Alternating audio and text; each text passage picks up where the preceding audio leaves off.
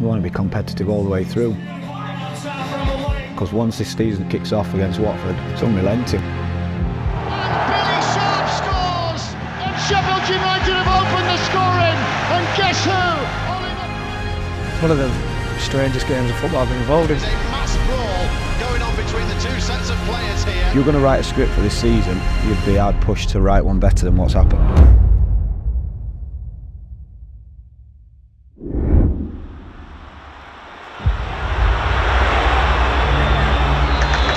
It is full time at the end of extra time, and we will have a penalty shootout.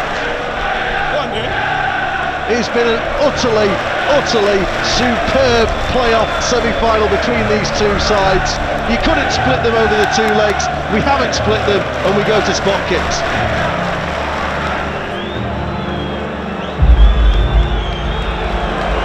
And it is Ollie Norwood who will stand up first for the Blades. Stutter step, runs up, drills it, makes an incredible save to his right, flies away. It was a reasonable height, but he was hit with real pace, and Samba comes up with a brilliant save. Brennan Johnson dances round the ball to the left, hits it, and sends Foderingham the wrong way. Foderingham went down to his right, Johnson went in the other corner. It's advantage Forest in the shootout.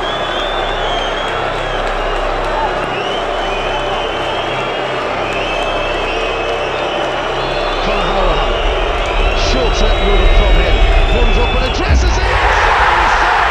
Samba stood his ground, and he comes up his right arm and hits the bar. And the Blades haven't scored with their first two penalties. It's Cafu who will come forward, the sub who came on right at the death.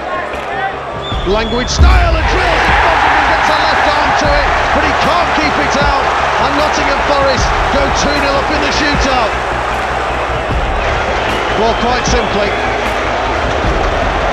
Sander Berge has to score for the Blades. Otherwise, Forest can win it with their next kick. Run up from just inside the box, will run up and drill it! Hits it well! Samba goes down to his left, Berge hits it to the right, it's 2-1. Strides forward, hits it and hits it brilliantly! Foderingham dive to his left, Cook scores! And Jai misses. And it's Nottingham Forest who go to Wembley. And Jai takes it! Wonderful penalty! Here comes Lolly. Strikes it and he hits it over the bar! Gibbs right to keep it alive for the Blades. Runs up, hits it, Samba saves! And Nottingham Forest are going to Wembley! It's misery for Sheffield United, who have been fighting in the last.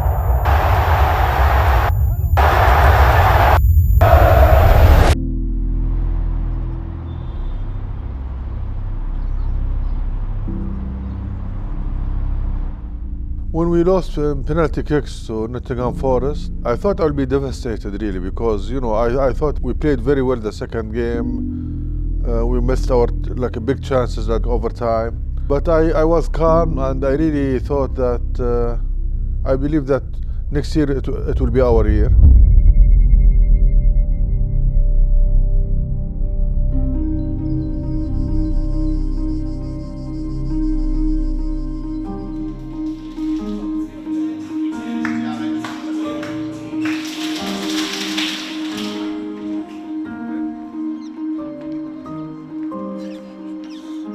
I think that evening straight away, the focus shifted, and we tried to quickly take that disappointment and all that nightmare scenario that went off after the game and use it as fuel for this season.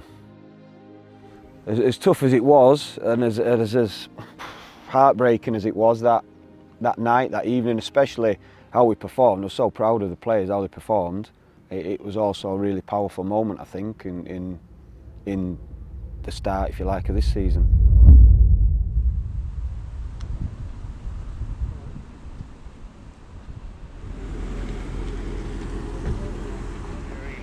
Yeah. He told me some very good things. Yeah, did he? Yeah, he did indeed. Tommy. How you going, Tommy? How you going, pal? Yeah, good. Fucking hell, shop you're eating. Oh, and the camera's here watching you. Oh, yes, get this. Tommy, Jack, let's Tommy, how are you, pal?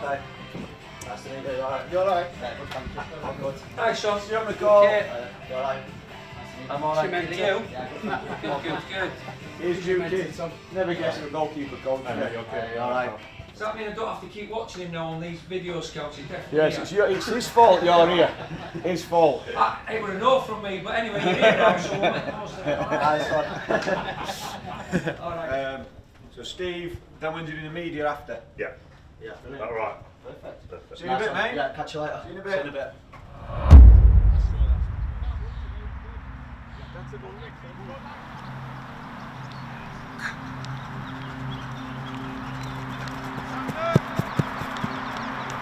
Coming into the season, the hopes for me and the team was to get promoted. Obviously, after reaching the playoffs last year, we wanted to just come back stronger. Yeah, I think obviously last season we was disappointed we didn't, go all the way. But for us, the time just ran out to be able to catch the top two. So the lads did brilliant to go as far as they did, and it was about keeping momentum and keeping the belief that this time that we'd be the people to catch.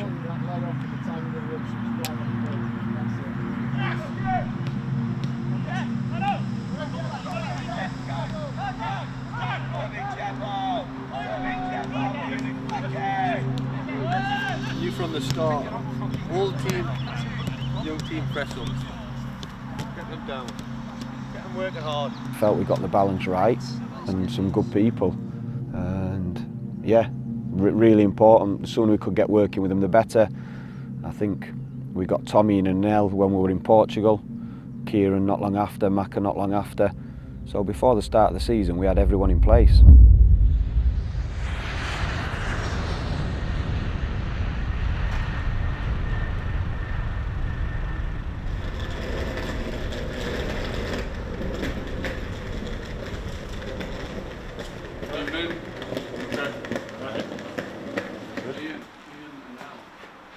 How are you? Okay?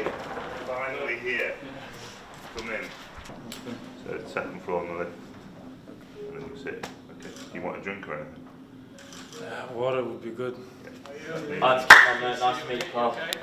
Long day. Again, been a long time. Alright, mate. Alright, yeah, sound. I'll sort you out for your training stuff and everything in the morning. Sharp now. Start. Real good. Max D minus. Ready, go!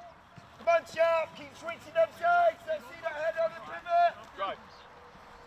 The playoff semi-final last year against Forest, that one did hurt. It stung for a while, and that kind of hurt and that emotion we all had. When we came back to pre-season, we just said that we're going to put all that into this season, and we have to go out there and use that as motivation to go and achieve. And yeah, it was definitely drove us on this season. For your technical work, your conditioning work, prepare properly. Every bit you do now is going to make the season easier, going to make the Saturdays easier. All I'm bothered about is Watford, August the 1st. We are ready, we will be ready. Okay? Be ready to. We'll have a target on our back. We will have a target on our back. I'm not bothered about that. I'm not bothered about that. Make sure we're in a position where we know we want to play and we're ready to fucking explode on teams. With the ball, without the ball. We're going to explode. So we ran out of time, but you could flip that. You could say, well, we had all the time at the start of the season, so that's the importance I'd put on the start of the season. We don't want to handicap ourselves in the same way. We want to be competitive all the way through. Throughout the season, there's going to be that. We know it. We want to make sure we handle that well. So, because once this season kicks off against Watford, it's unrelenting. We'll not be coming up for air, until September, that first international break. Hit to the edge of the area looking for Fleck. Well, the referee got in Fleck's way as he was shaping to shoot on a familiar corner routine. Watford looked to counter-attack downfield. Ball's going to run under Fleck as Sheffield United got back. Here they are on the foreign side with Sarr into the box. Pedro will finish. A counter-attacking move that Sheffield United looked like they got control. Disappointed as that first game was against Watford, who were probably one of the favourites. yeah, there was nothing in the game, nothing at all. Yeah, disappointed to lose it, but there was no panic, nothing untoward in that game. And yeah, we quickly then picked up in the second game. First home game was Millwall. Quickly then picked off where we left off the season before in terms of how we wanted to play, creating chances on the front foot, and then it sort of snowballed from there. Yeah, Millwall home, big game for us to turn things around after a tough start against Watford. Obviously expectation was high after a good run last year until into the playoffs, and then we lost to Watford, came back home, big expectations. It's Sheffield United against Millwall as Sheffield United get their home campaign off and underway. Rian Brewster's jump, everybody missed it. Might come in here for Njayi, who breaks into the box, shoots and scores! It is the perfect start at Bramall Lane. Went out, we started really strong.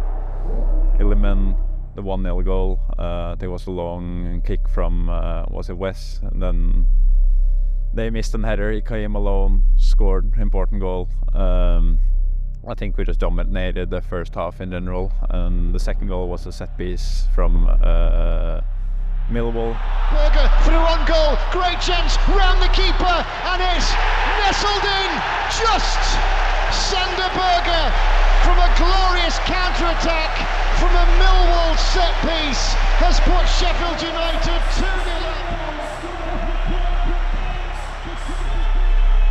up. We defended well.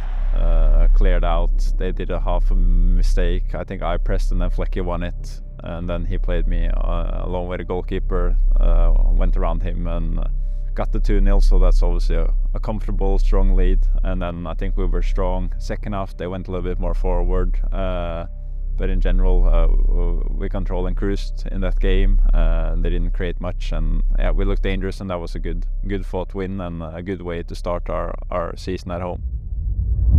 Well, Sheffield United's players fan out in their 3-5-2 formation. Sunderland it is, though, who will get the match off and underway. Bent in right-footed, high to the penalty area, and now Sheffield United have taken the lead here at Bramall Lane, and it's Anel Ahmedhodzic who powers the header in for his first Sheffield United goal. So no sooner does Sheffield United have a man advantage, they have a goal advantage as well. Here's everybody, here is Norwood up to the edge of the penalty area, glorious step over Berger, ball sent it in, and Sheffield United have extended their lead, and it's Max Lowe with the tap in and the cup end. Yeah, it was a really good goal. Lowe scored that game. We had good possession. I just remember giving it to Norwood and then just running forward because I know I'm going to be a spare man when I go forward. It's difficult to pick up a centre back coming from his own side of the pitch. So I just thought I was just going to run forward. I saw Norwood looked at me and passed it. And I knew Sander was going to let it go between his legs. So I just took a touch, saw Lowe in the box, squared it and scored. Full-time victory for Sheffield United, who opened the new championship season with 2 victories at home. First Millwall dispatched, then Sunderland this evening. Yeah, important. The performances were good. Scorelines always dictate how people think you played, you know, and we were very good in them games. But there was also a fearlessness to how Blackburn and Reading came. No one really knew us then. We changed slightly in how we wanted to play. There was a couple of new faces, which meant we had a different dynamic. Yeah, and the quicker teams probably realised we were going to be a force, and we could quickly see then that our team set up against us became slightly different, especially at Bramall Lane. Half an hour gone at Bramall Lane. It remains goalless, but free kick opportunity here for the Blades. Will it be a strike at goal? It will be from Norwood, who whips it. What a goal that is! Stunning strike from Ollie Norwood, 25 yards out. No, I remember we practiced free kicks, you know, Thursdays, Fridays, quite more or less every week, and I just fancied it at that moment. I just thought I'd been hitting them well the day before in training, and Dukey, the goalie coach, was showing me clips before the game about the keeper moves behind his wall and takes a couple of steps, so if I could get it back across him to the side he was stood at, I'd have a good chance of beating him, and luckily I managed to get it that side and put it in the far corner, and a good moment to get the first goal of the season for myself, and we ended up battering him that day. I thought, you know, we played really, really well that day. Throw in from the left-hand side into McBurney. Can he keep the ball in play? It's going to come back to Berger. Comes off Njai. I think it's Elimin Njai who will be credited with the goal. I came on, scored the first goal, which just got deflected off me. We take all of them goals. And then the second goal, I was coming back to defend and just tackled one of their players inside our box and just went all the way, beat one man. Needs some support with him. Elimin Njai is going to go alone here. Beat another man, showed my left foot. Can he round the last man to the edge of the area? Njai! Pick that out to the back of the onion. Yeah, and then just slid them for my shot. Yeah. The celebration in front of the cup, I think we just matched the goals. Yeah, it's one of the messy goals that was just first of all was taking my shirt off, just showed him the name at the back, and yeah. 3 straight wins at home for Sheffield United to start the championship season. They have comprehensively beaten the early league leaders here. Ollie Norwood with a special. Yeah, it was amazing. Obviously, it was my first taste of Bramall Lane and the support, and obviously when I got on the pitch, it was just a great feeling, and you know, it was obviously the start of something that was obviously going in the right direction, and yeah, obviously sat here now, it's been enjoyable ever since. We're good to go under the lights at Kenilworth Road. It was a good game. It was a tough game. It was always a tough place to go, Luton away. And I remember after the game we were speaking about the game and saying, you know, at the end of the season it turned out to be a good point, and it has done. So yeah, it was a good day and one that I remember. The performance was good. I thought they started really well, Luton, pumping the balls in our box, never give you a minute. As soon as you clear it, it comes straight back. Really try and make it uncomfortable, and they did that, and they went up. Bell will reload, fizzes it in towards Morris again! Carlton Morris shows that striker's instinct. And after a testing start, Luton Town are finding their feet in this championship campaign. We started the second half, couple of changes on the front foot, and not many teams go there and yeah, dominate like we did for that spell. And then towards the end, the last 10 minutes, it became sort of end to end and a really, really open game. Obviously, Ollie McBurney getting his first goal there was a big point for him in the season, and yeah, came at a good time for him because he'd been, although he missed pre-season, majority of it with the lads, he'd been working extremely hard.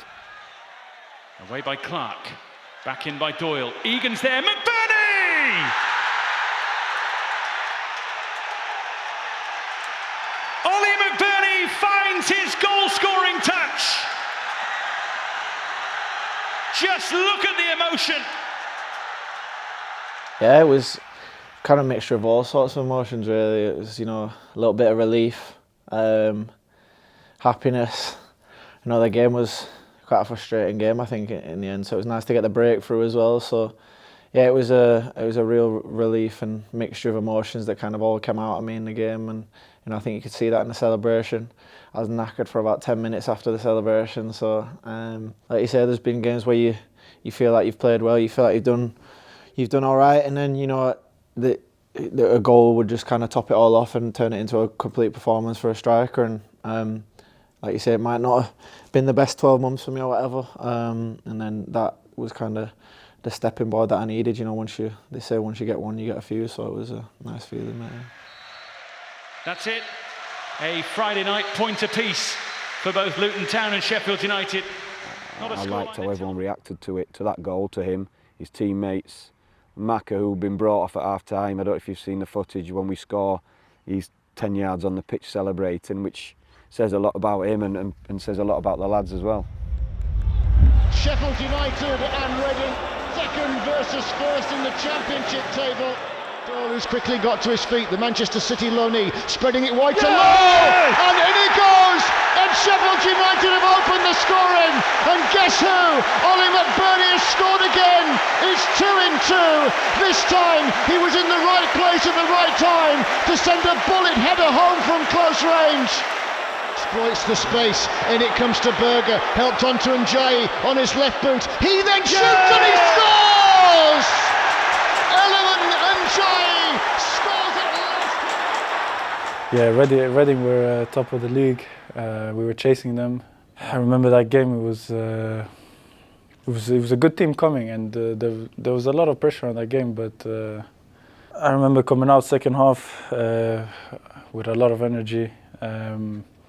Tommy puts the ball in, and when he puts it in, it dips so fast. So it's hard to go for a header in a corner for Tommy's corners. A quadrant away to our right-hand side. He steps up, bends it into the penalty area, and it's in! And Sheffield United have made it 2-0 at the start of the second half from Anil Ahmedhodzic. The corner was fired in. It dropped to the Bosnia international, who swept it home with real venom. So I just took it in the volley, hit it good, and scored the first goal in second half. And then my second goal, I just went up to attack, just made a run inside the box, stayed up. I knew when Norwood was going to get the ball, he was just going to cross it first time, so I anticipated that. Ran between the two defenders, I think, and just jumped on the side, hit it with the side of my head. Luckily I have a big head, so it went in. It was a really enjoyable game that night. It's the first time I scored 2 goals in a game, so I was happy for that. But also, yeah, we made a statement in that victory. And that is the last action of an awesome night at Sheffield United. Yeah, beautiful away there at Hull. Early kickoff, I remember, and it was a tough game as always away. You know, the crowd, they always get a little bit of momentum. You know, they got a chance here and there, but Ollie McBurney opened the scoring in the first half. Woods goes to shut down Doyle, but he's worked it back to Norrington Davies on the left. Max low on the overlap, low into McBurney. McBurney will turn on the left apex of the box. McBurney gets his shot away, and Ollie McBurney scores! 3 in 3 for Ollie McBurney. You could just not write this. Good finish, and I think we kept well on that lead, defended well for periods, and then I got a nice pass from Ilman. Sorry, in a square ball, here's Berger into the area, Berger into the box, he will strike, it's deflected and in! Sander Berger will score! Sander Berger gives the Blades the cushion! I smashed it in the left corner and then celebrated with the away fans, and they are always fantastic, and I really enjoyed that afternoon there, and it was great to hear the song after the game as well, and that meant a lot for me, and just showed what this club means for me, and it was a great moment, you know, to show the love between the club and our players, and it felt great at that time. Obviously, with always the transfer speculation ongoing, that to show that your focus is always on the pitch and to play for the team.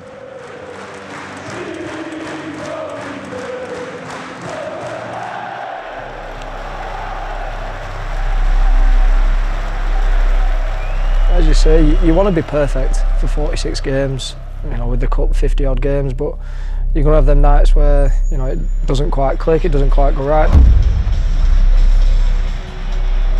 I remember quite brightly in that game, we'd give them a chance with about 5 minutes to go. I think the striker had a chance and we missed. I remember thinking, it would be a good point to take away. You know, they had a couple of chances, we had a couple of, early on first half we had a couple of chances, and then Rian and Reeder came on, and Rian did incredible, knocked the ball around the lad, and it was the tackle first from Bash, sorry, I'm forgetting Bash's tackle. Penalty area, one last chance for Patterson, who beats his man. Great sliding challenge by Basham. I remember just pointing at the ref saying he's got the ball, and then they were off the red jets up top, the Reader and Ryan. I definitely weren't catching up with them when they cleared it. So. Brilliant sliding challenge in the left-hand side of the Go on, box. Brewster. He's earned Go on, his stripes. Brewster. Now Brewster nods it on here. Gets past his marker. Up to the edge of the penalty area. Brings it into Raider. Catches it. Scores!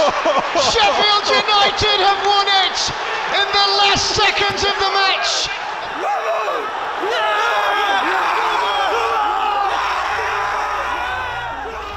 I remember Ryan heading it round Carl Norton and he was off, and you know, Reader, one of his moments for us. He did well that night when he came on. He came on and won us the game. But like I say, I think we were looking at it as it was going later and later, thinking it's not a bad point. A tough side to play against. You know, the way they play, the way, you know, we do well at Bramall Lane against them. I don't think they like it up here, but at home they're a difficult team. The way they play, the possession they have, and just to nick that win, it feels even better when you do it and they can't reply. Such a long way to go. 6 hours on the bus, and it always feels better when you're coming back after. Maybe feel like you've robbed 3 points, but they're always the best ones.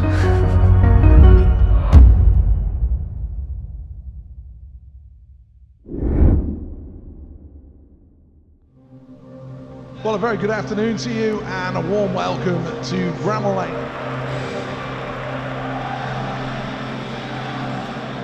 8 in the area, is whipped in here, all the way through it goes, it could floor, what a finish! It's Ollie McBurney, 13 yards out, he scored at a moment of magic in front of the Kop. Chong again, 35 yards from goal, will clip this one in from distance, it falls in the box, oh, finished off, we're level at the lane. Troy Deeney doing what he's done so many times before. In the box here for QPR, nicely worked. Willett, can he drive it? He can. And Queen's Park Rangers take the lead. There is the full-time whistle, and United's 10-match unbeaten run is come to an end. They've been beaten at home. You had a huge shout for a penalty at the end. Should you have had one? Well, he's got 2 hands pulling his shirt back. Not that, it's the fact Sanders got injured from the back of it. Someone plants the left leg, going to play the ball, and then they tug back with 2 hands. What was going to happen?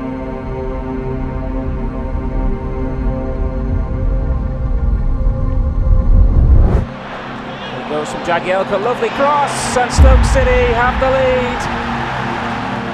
McAtee, it's the cross in, wonderful ball, and Brewster's there for United. Seconds of the first half, they've got a corner. Goes the cross, decent header, it's there, and it's that man, the former Blade, Phil Jagielka. Clipped nicely down the middle from Baker. Campbell now, across goal, and tucked away by Delap.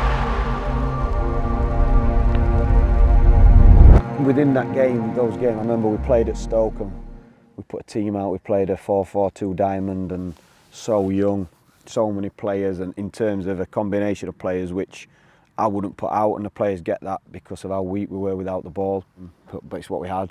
We played QPR at home and lost, totally dominated, you know, real good strong performances, and no one had done that to them at that point. We lost a goal when we left a runner.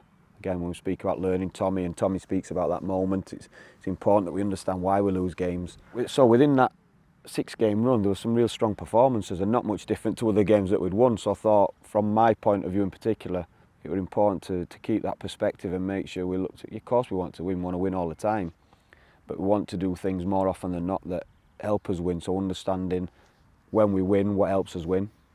And we still saw a lot of that in those games. We just didn't manage to get the wins, whether we missed too many chances and made mistakes, or whether we missed too many chances and the other team were clinical.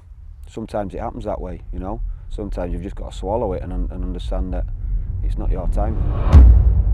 Welcome to Bramall Lane, Sheffield United against Blackpool today. Where do you start with that? Chaos. 3 games without a win for the Blades. It's one of the strangest games of football I've been involved in, because we started the game so badly. They came and pressed really high and we just kept turning the ball over. We had one moment, we scored. to Doyle, edge of the area for Illiman and Jai, back to the right, Doyle with the deep ball towards the back stick, Billy Sharp is there, heads down in the middle, McAtee will turn the ball in front of the Cop end, wonderful early ball in, brilliant header back across from Sharp, the striker wasn't greedy, and there is James McAtee with his first ever league goal. It was one of my first starts. It was like when I'm just getting back into the team, so I was looking forward to playing. And then luckily, I think they swapped it, the team. They swapped where we was facing, and we was facing the Cop. So it was lucky, to be fair, my first goal in front of the Cop, and it was an amazing feeling. At another moment we scored and we were thinking we're 2-0 up here. Down the right, Norwood will look to advance into the penalty area, blitz it low into the box, it's going to be headed in! And headed in by Illiman and Jai! Sat up perfectly for the Senegalese international! Lovely work by Norwood! We've not even started, we were so bad, we were literally so bad in the game. So obviously they get back level at half time and we were probably lucky to be level. we were so bad. Whip near post, Sharp is in there, it's going to come out towards Callum Connolly, put towards goal by Dougal, header back across and in! And in near side, it's Jerry Yates who gets it in. For Connolly, Lavery's going to touch it beyond Norrington Davis, Lavery into the area, back stick! Jerry Yates volleys the ball in, 8 yards out, and just like that, Blackpool have turned it back level.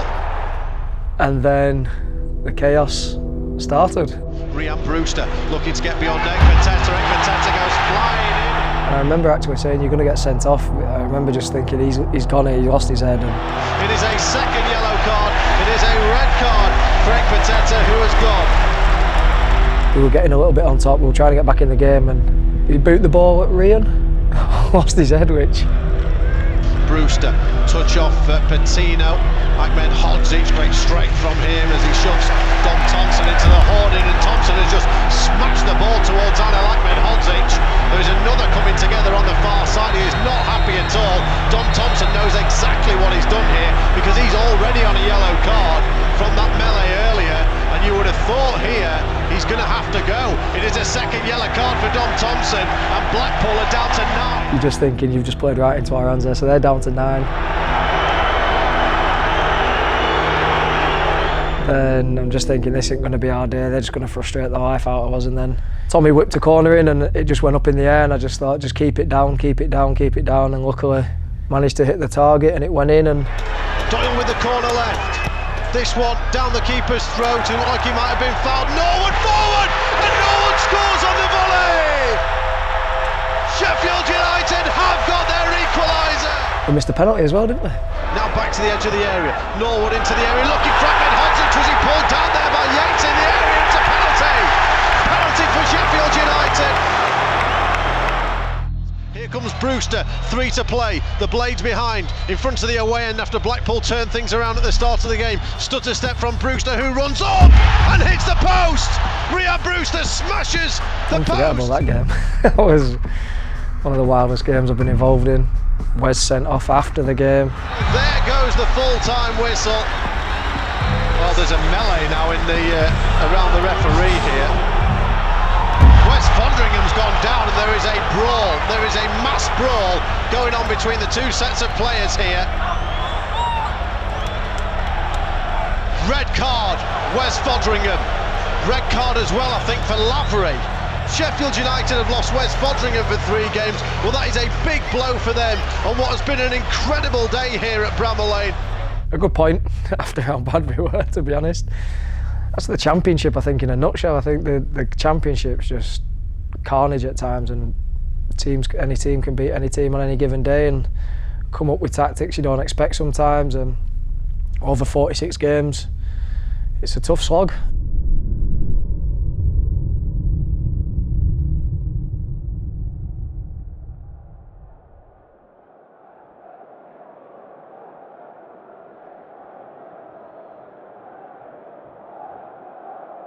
No, it was a big game, like you say. We was not in the greatest of form at that bit where we needed to dig ourselves out, and I don't think the boys had actually played that well in the first half. Was it a couple of mistakes that they'd scored from?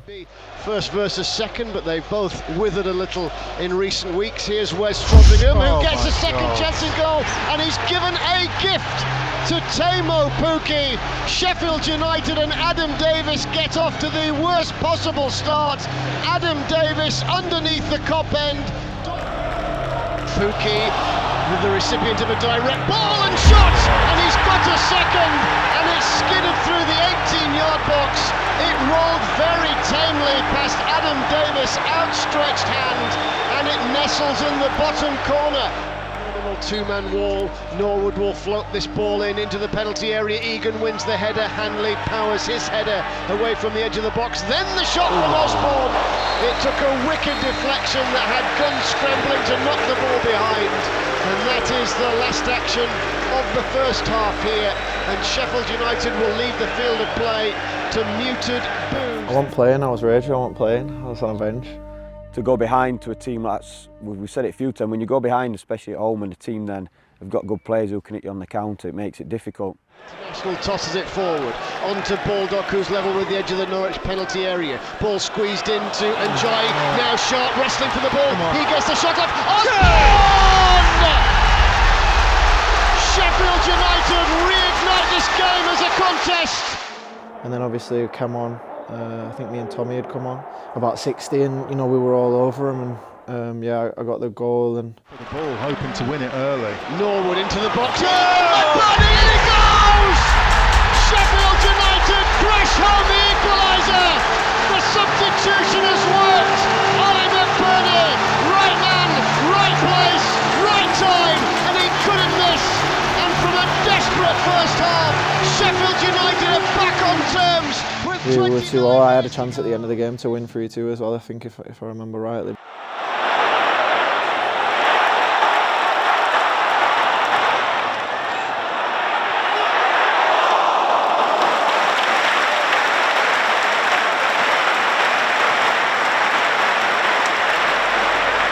And I think the roof would have come off Bramall Lane if we'd have scored that one. It would have been one of those big standout games, performances.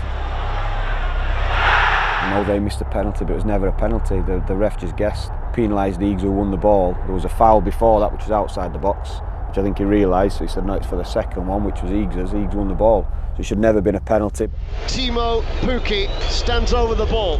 The boos and the whistles reverberate around Bramall Lane here. And he's saved! Can you believe it? What drama here at Bramall Lane! What a game for Adam Davis! But Adam Davis made a big save. No, it was another one where you think, you've a lot of other teams in this division, when you go 2-0 down against a team like Norwich, they would crumble, and we showed what we're about in that game, for the boys to be able to come back and arguably win the game at the end. Should have won the game at the end, but another one where you think a point in them games is massive. Not just for the actual point in terms of on the table, but for the belief for the boys.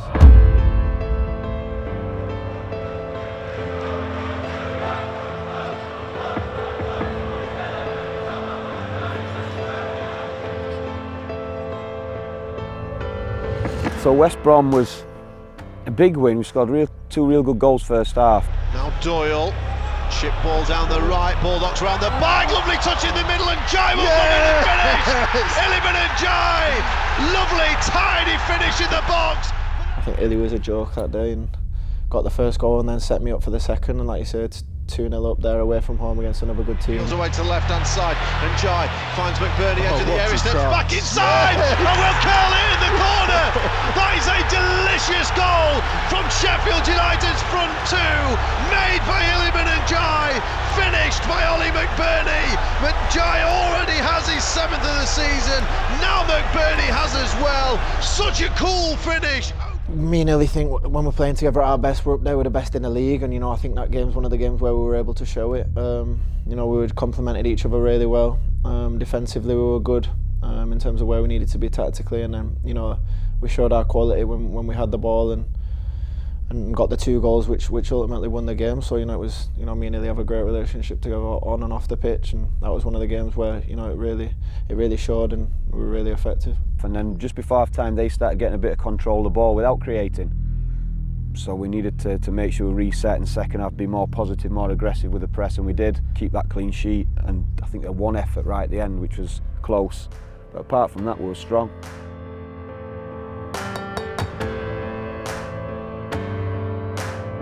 Dangerous towards Billy Shot, towards Njayi, he scored! He's headed it in. Sheffield United get their reaction after the break, and it's that man again. Yeah, I think in terms of the way we played, it's a day to forget. But obviously, getting the 3 points is a day to remember, you know. Even though we didn't have enough of the ball, we weren't good enough with the ball. But second half, I thought, yeah, once we got in front, the experience shone through and we defended the box really well. That's an awful tackle there. That's got to be off. And he's off. Yeah. It's a red card. It's very the Bristol late. City man. A horrible tackle. Players clashing with each other. It's getting very aggressive down there. Fights are breaking out between the two teams, I can see.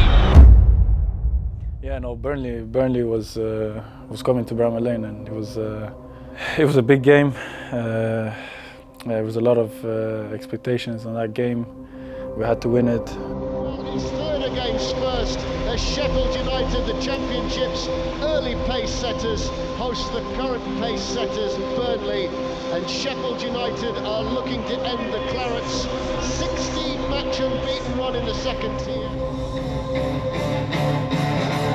This is beautiful outside Bramall Lane, one of the most historic sporting stadiums in the world.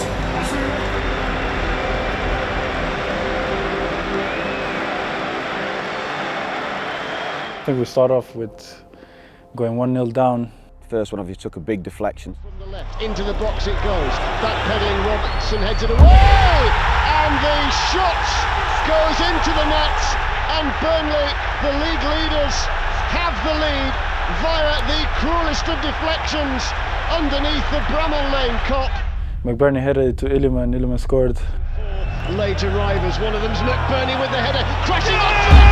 Sheffield United do have an equaliser! 9 for the season for Illiman Njayi, who was able to convert from close range. Sheffield United needed that against the league leaders, and it's Illiman Njayi who scores again. Second one, an error from us, but Benson coming on his left. Towards West Fodringham, and now Robinson's lost out. Here's Benson in the box! And Sheffield United are made to pay. Hopelessly sloppy at the back. Sheffield United, the masters of their own downfall there, and it's Sheffield United 1, league leaders Burnley 2. That was a big moment for lots of reasons, because we'd played well. So how would we respond being behind? I remember not feeling bad at half time because I had a good feeling. I thought we were going to win that game even if we were losing 2-1. Robbo, and now the players getting around Robbo, how would Robbo respond?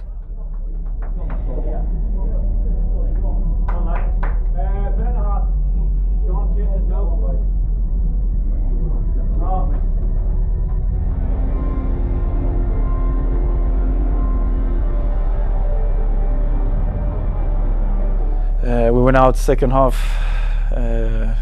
started playing with a lot more energy. Gets it away, only as far as Robinson again. This time across, floated in. Admin hugs it, and a goal! And it's scored by Ollie McBurney! Sheffield United waste little time in the second half in getting back on terms against Burnley. Brilliantly crafted goal, and Ollie McBurney with a diving header has Bramall Lane in raptures, all square again. Started attacking them in set pieces, throw-ins, corners, everything. Just put everything up there, and we started scoring. Osborne a little further upfield, in it goes, and the header crashed off the bar. And it's gone in, and Sheffield United have taken the lead. Would you believe it? It's Jack Robinson. Well, isn't that swift redemption? The reaction to Robbo's teammates around him and the fans, and then to just keep going, that relentless nature we speak about a lot.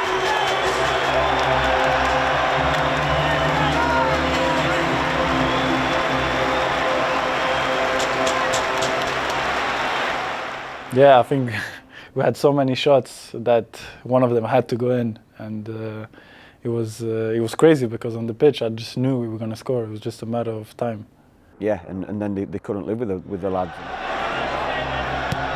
Norwood's corner, in it goes, out to Osborne, goal now scramble again, shooting, and at last, Adel Ahmed Hodzic has scored. It was a beautiful turn in a congested penalty area, and he swept it in from close range, and Sheffield United have swept into a 4-2 lead against the league leaders. Yeah, that's one of the moments when you stood on the side of the pitch where there's almost like a mean streak comes out in us, and we can just be totally focused and relentless on, even though we were in front, we just carry on, Well, 4-2 to Sheffield United, and Baldock's coasting through! Oh, and a chance! Who scores? Firing into an empty net at the Bramall Lane top end. He slides on his knees in celebration. The Blades have come back emphatically from 2-1 down at half-time and lead by 5 goals to 2. And Ollie McBurney has been the league leader's tormentor-in-chief today. What an individual performance from him, capped by 2 cracking goals, and Sheffield United are on for 3 massive points. Yeah, it was a big one for everyone, I think. And we also got Andre Brooks on for his debut. Blaster said, "Oh, we finished the game with 2 19-year-olds on the pitch and one of them making his debut." So yeah, we did lots of things right that day. Oh, brilliant. Dad, honestly, I was done when you scored. I celebrated so hard, I was done, mate. I had nothing left. Yes, that was it. We got all that! I knew it. I think you're right, this is them, we killed someone. Right, get a goal, Pocky, get a goal.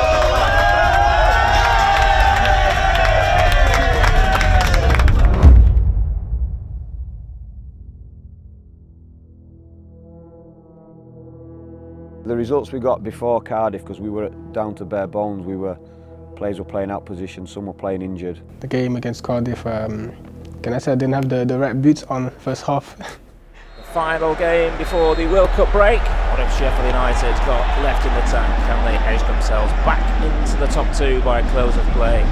I couldn't get hold of the ball, obviously personally I couldn't get hold of the ball. I just kept sleeping and all that. We didn't do too bad first half. We had a couple opportunities, I think, if I remember.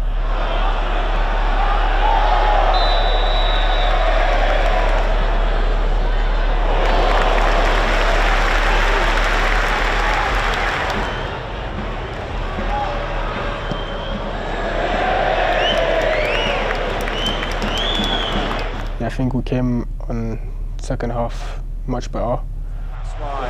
Here's Baldock, run made by McAtee. We've got Baldock for support. Tried to go himself, but Baldock takes over eventually. Baldock! Fired in at the near post, and Sheffield United take the lead. George Baldock on the score sheet, an unlikely goal scorer, his first of the campaign, and United leading Wales. It was a good feeling, that 1-0. It was a great feeling. Like again, we needed to find a way to score, and we did through George, the wing back. So I think anyone can be involved in scoring winners.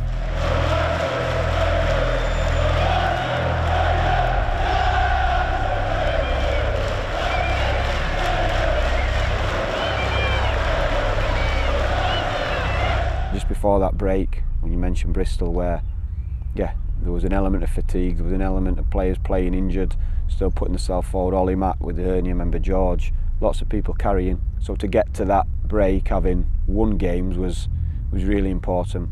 Obviously the way the fans been treating me all season has been brilliant.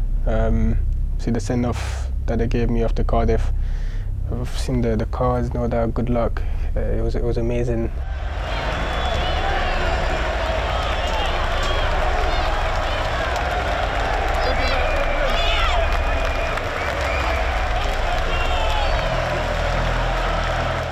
Yeah, I think there couldn't be any more better send-off. Chanting my name loud, you know, so yeah, it was great.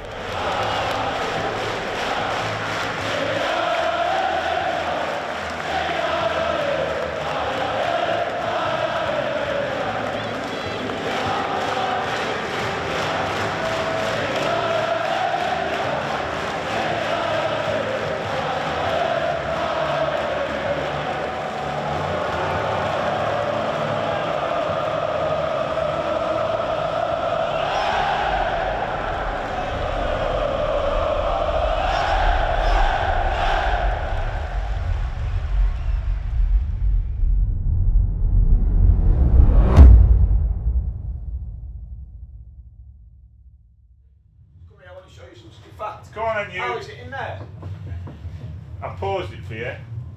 You ready? Click play, you can sit in my seat. If the sound does come on, don't worry about it.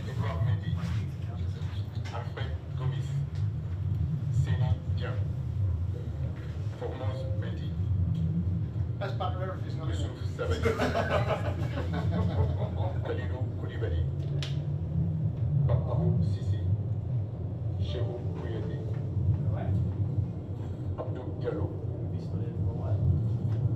Ballot Touré, Ismaili Jacob, Pathé 6, Nampalis Mehdi, Idrissa Ganegui, Pape Matar Sarr, Pape Gueye, Moustapha Nam, Lou Ndiaye, Nicolas Jackson, Sadio Mané, Ismaïla Sarr, Crépin Diatta, Famara Diédhiou, Boulaye Dia, Iliman Ndiaye.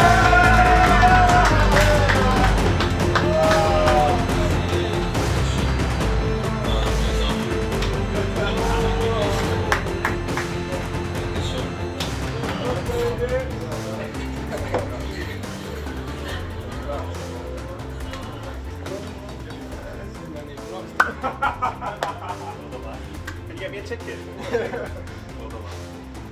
Yeah!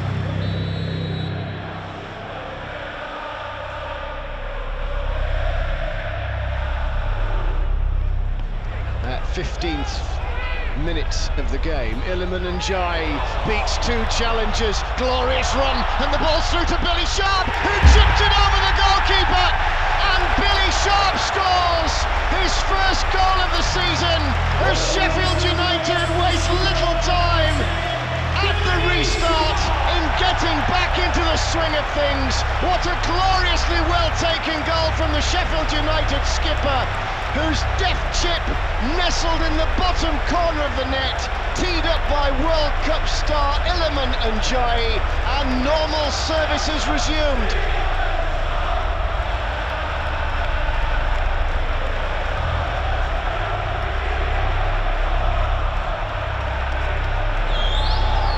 The 1-0 lead, if they can take a point back to West Yorkshire, they'll be thrilled. Sheffield United will be utterly disappointed. In it goes into the penalty area as the referee does call full time. Sheffield United have beaten Huddersfield by a goal to nil. We're back. But Sheffield United get the 3 points, and it's 3 points that allows them to draw level with Burnley at the top of the Championship table. It's Sheffield United 1, Huddersfield Town 0. After Cardiff, obviously, to end it with a positive result and to start it with a positive result as well was, you know, we tried to do it as though we'd not been away.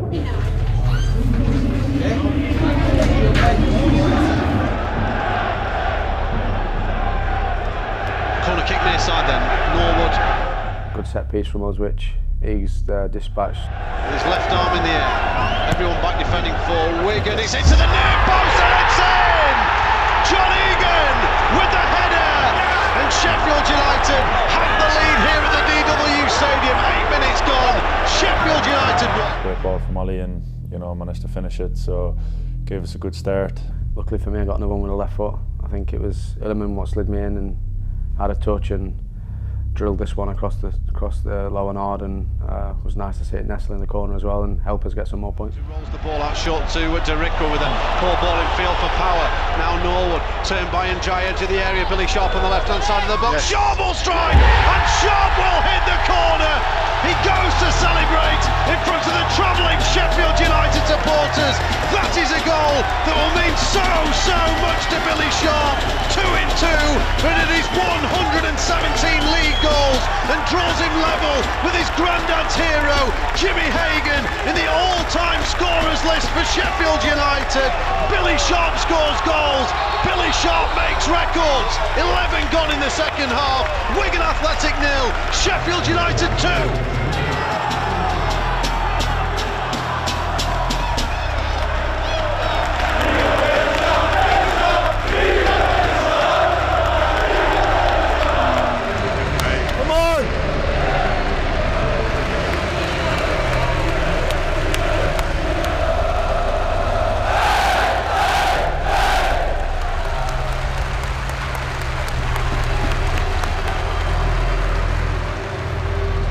A huge 3 points away from home. It was a great couple of victories, and it set us up for the next stage of the season.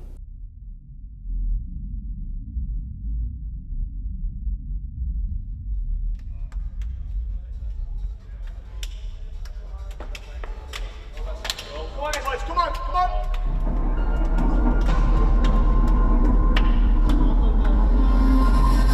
Blood hits the battleground. Will you fight to win?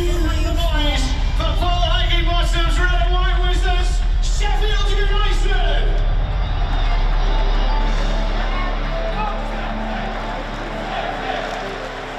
Just over 10 minutes until the break. Armour's delivery fisted away by Fodringham. Jai, that's what he likes to do, get the ball in front of a run. Taking on Ben Sheaf, he's away from Sheaf. There's a lovely ball out wide, chance here for United. And finished neatly by James McAtee. Swift counter by the Blades. Brilliant again from Iliman Njai. Finished by McAtee for his second of the campaign. And Sheffield United lead Coventry by a goal to 0.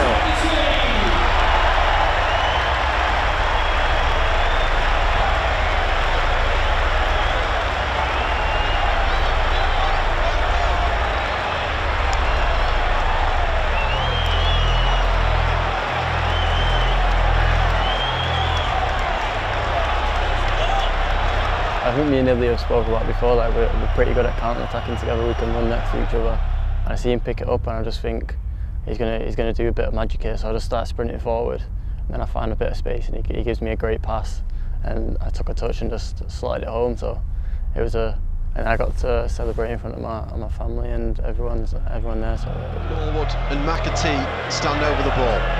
McAtee will run over the ball and leave it. Norwood delivers it towards the back stick, powered home by Kieran Clark. Goes to celebrate in front of the cup end. The Newcastle Loney gets his first goal in Sheffield United's red and white stripes. Brilliant ball in by Norwood. Nobody tracked Clark, and a bullet header just inside the 6-yard box. Nothing Ben Wilson could do, and the Blades are bouncing on Boxing Day. It's Sheffield United 2, Coventry City 0. Cushion touch on was nice. Tackling in with Kelly there, it comes off the heels. Here's Berger, 25 yards out. Jefferson makes a run into the box. Played out to the right hand side now for Baldock. Back into the Norwegian international Sander Berger, who just goes past his man like he's not there. Wonderful ball across the middle. Low pulls it back. Doyle will finish. Coventry City went to sleep. Boxing Days are exciting games, and you know, obviously to score my first goal as well for the club was again special. Certain things that stick with you, and that will definitely be one of them for sure. And after Kieran Clark gets his first goal for the Blades, so now does Tommy Doyle. May well be one of his first touches of the game as well. Bidwell moves away. Hamer delivers it into a central position. Fodringham is there. I think Gyökeres is the one who's got the header on it though, and Coventry City have pulled one back.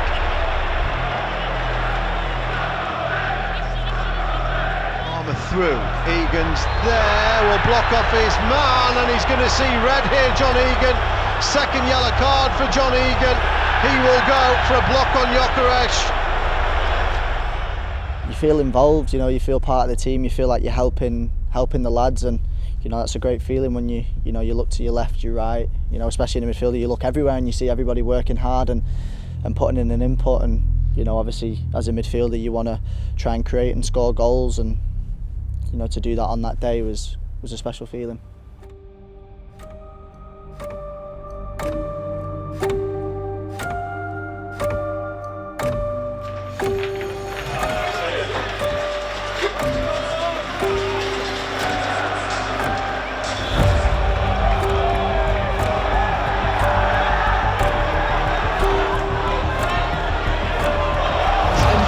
Inside right channel of the box, teed up for Berger, and Sheffield United have opened the scoring, and Sander Berger has got it. Iliman Ndiaye keeps it moving. Oh, a lovely shimmy, swivel hits from James McAtee.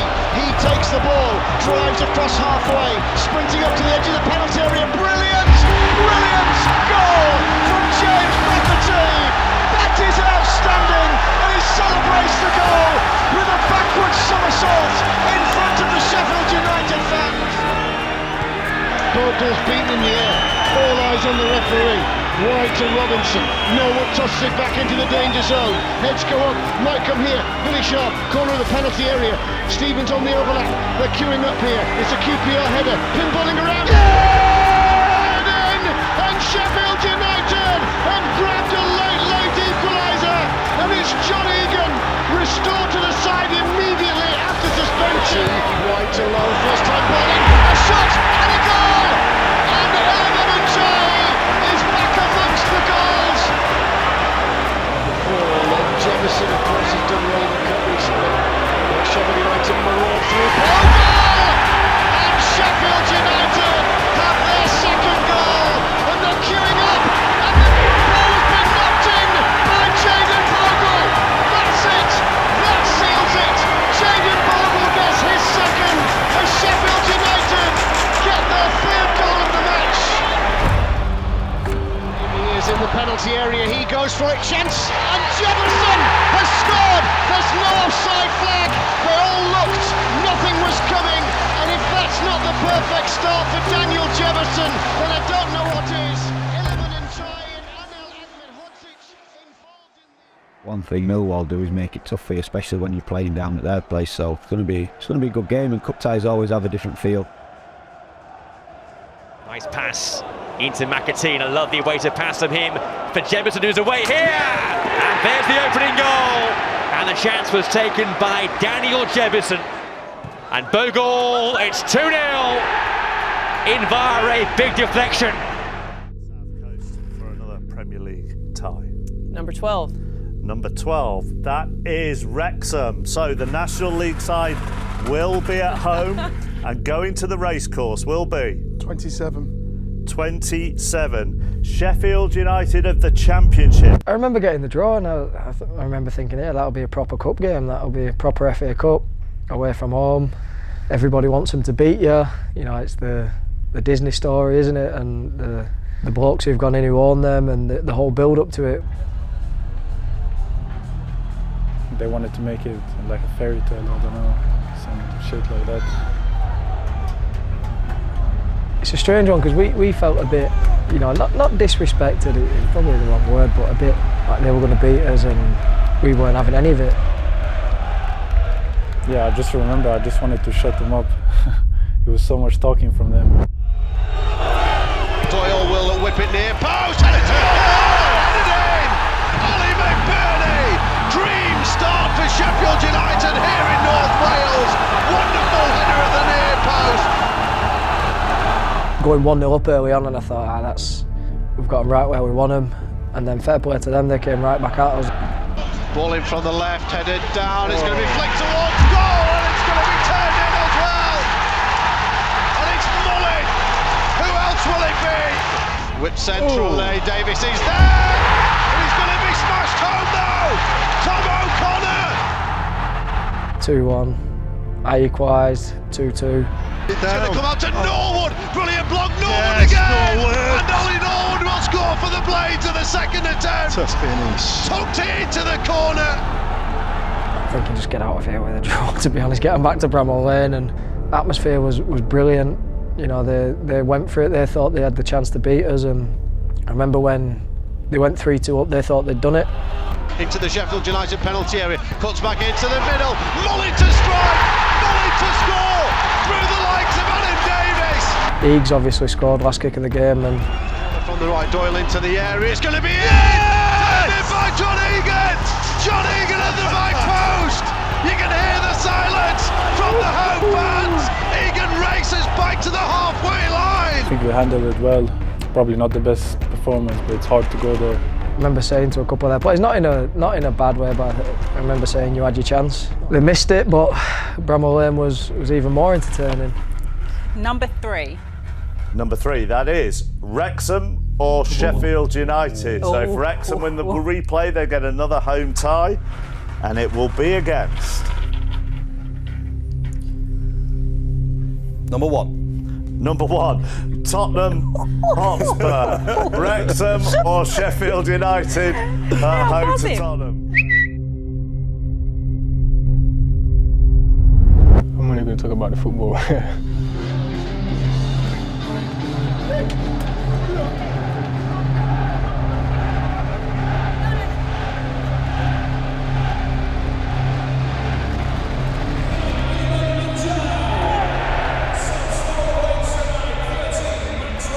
We take the lead. Good at jinking one way and another, then brings in Ahmed Hodzic. Here's Osborne into Ahmed Hodzic, who will strike! Ahmed Hodzic will score in front of the cop end. Beautiful interplay by Sheffield United.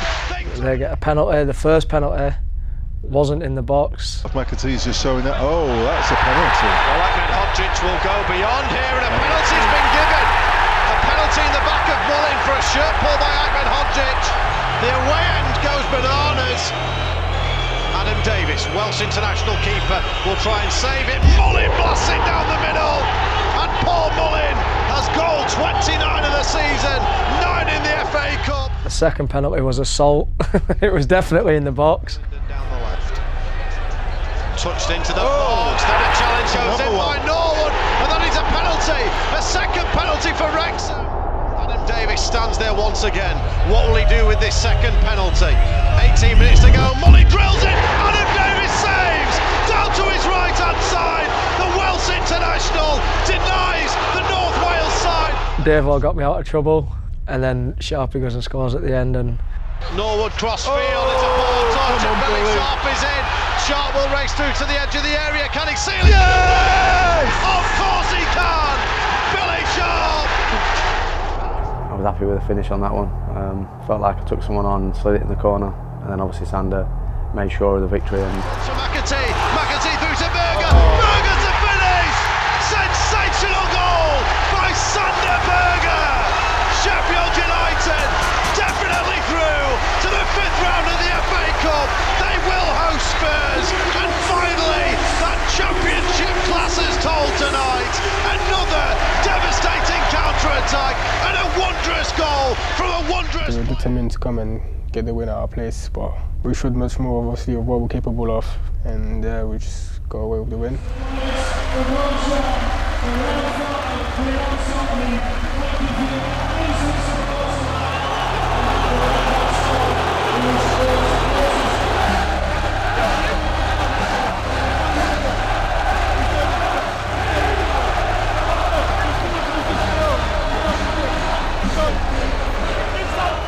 their manager got a little bit upset with, you know, saying the way we behaved, but, you know, we felt they should have been a bit more respectful towards us, and a bit of handbags really. It was a bit of, you know, macho, we're better than you, you're better, all that, and put it on your Disney programme and all that kind of stuff. And Fucking stick that in documentary.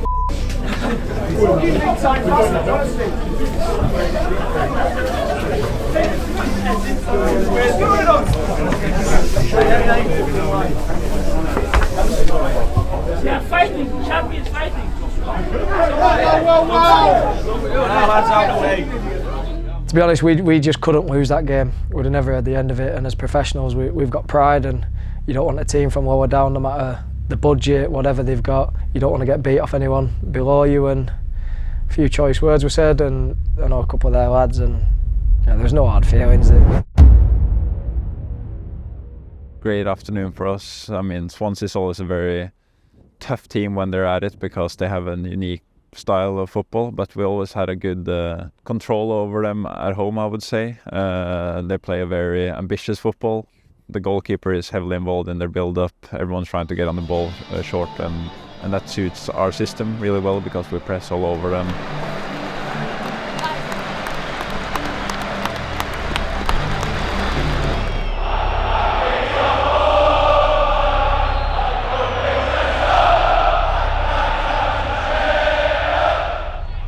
Wins the header, and now Sheffield United have it over on the far side. Swansea saw a lot of the ball in the opening 6 or 7 minutes. They've had the best chance of the half, but Wes Foderingham was on hand twice to first deny Pirot and then following up Cullen, and now McAtee, and Berger shoots, and Sander Berger puts Sheffield United into the lead with an unerring finish from just outside the penalty area.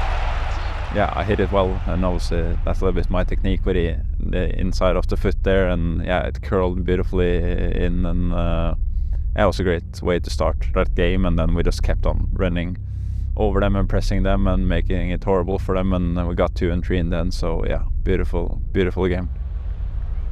Berger's orchestrating that 3-man wall. Norwood will take it! Oh, and it's off the crossbar, and it's fired in, and Sheffield United do have their 2-0 lead.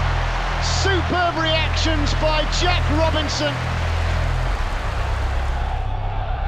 Norwood will take it, swirling the corner in, and it's a goalmouth scramble. I think it may have been McBurney who got the final touch, and now there's a goalmouth scramble, and it's all kicked off in the goalmouth, and McBurney's involved, and Njai's involved, and there are arms and legs everywhere. To forward and keep possession into the penalty area, beats his man, still got it, low slow control, chance, McBurney! That's it!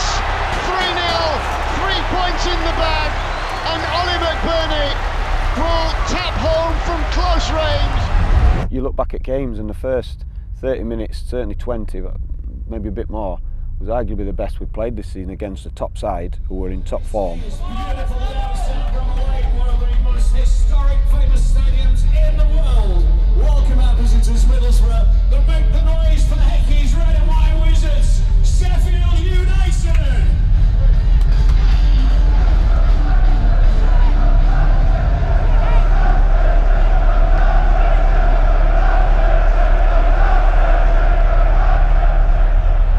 Robinson steps up, then spears the throw towards the Bramall Lane, and heads go up. McBurney! Sheffield United get the dream start, and it's Ollie McBurney who scored a towering header. We had him pinned in their half. We could have, should have been 3 up. In terms of expected goals, efforts on goal, shots from inside the box, it was right up there as one of our highest, you know. We weren't clinical, we missed our opportunities. They were clinical with their moments they had and their players in form. Akpom. Force takes on Lowe, goes round him, centres the ball. Akpom beats the man and shoots and scores and buries the ball past Wes Foderingham. Lunge of Norwood, then Hackney's following up on the apex of the penalty area. Archer shoots, and it's into the roof of the net. And Middlesbrough, at the start of the second half, have taken a 2-1 lead at Bramall Lane. Through it goes to Archer, flag goes down, and Middlesbrough take a 3-1 lead as Sheffield United protest the referee Andre Miller. Yeah, and they took the 3 points, so yeah, I think all it did, it made it interesting, and it was a reminder to everyone, not that I needed it. I think we were always talking about how tough the league is. It was a reminder to everyone that it's not done. I remember after the Middlesbrough game, they beat us at our place, and they were, you know, screaming down the corridors after the game, celebrating like they'd gone up, and you know, we were, I think, still 6 points clear above them. So those little things that, you know, they might be a little bit petty from our point of view, but you know, they they give us a little bit more fuel. Not like we needed any more fuel, but a little bit of extra motivation. So now at the end of the season, we can say, you know, thanks for that, because it helped us do the business, you know.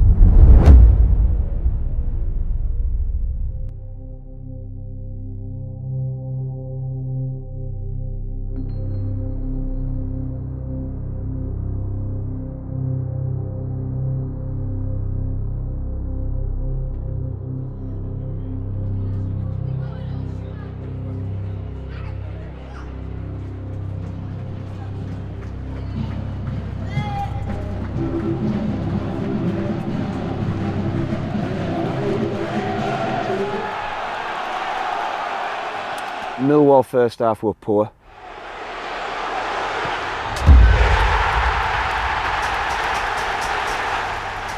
Tom scores a good goal.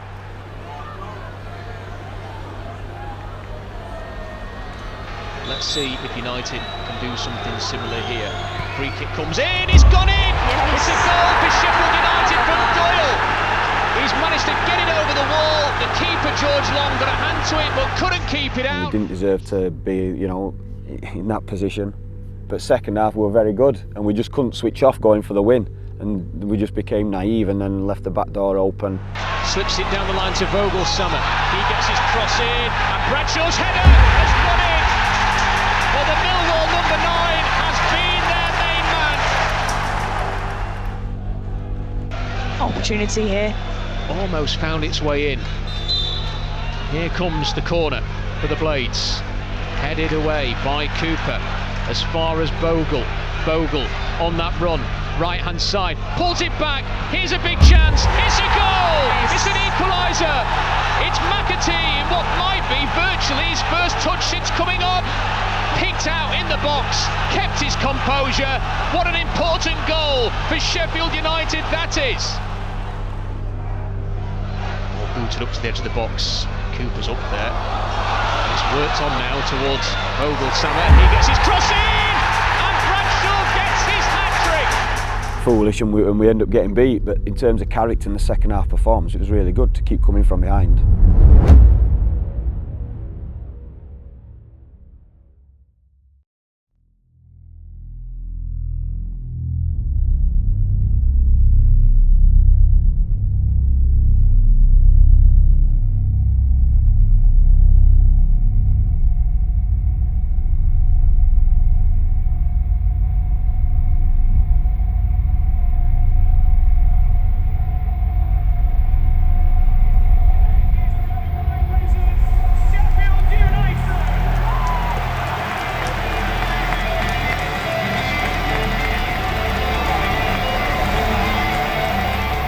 Spoke about the Spurs game to the players as being one of my memories, one of my lasting memories. It was one of the games where I was suspended, so I was up in the top with the analysts, so it meant I was detached a bit from it. We just showed who we were on that day from minute 0, and obviously I started on the bench, came on and tried to make the difference.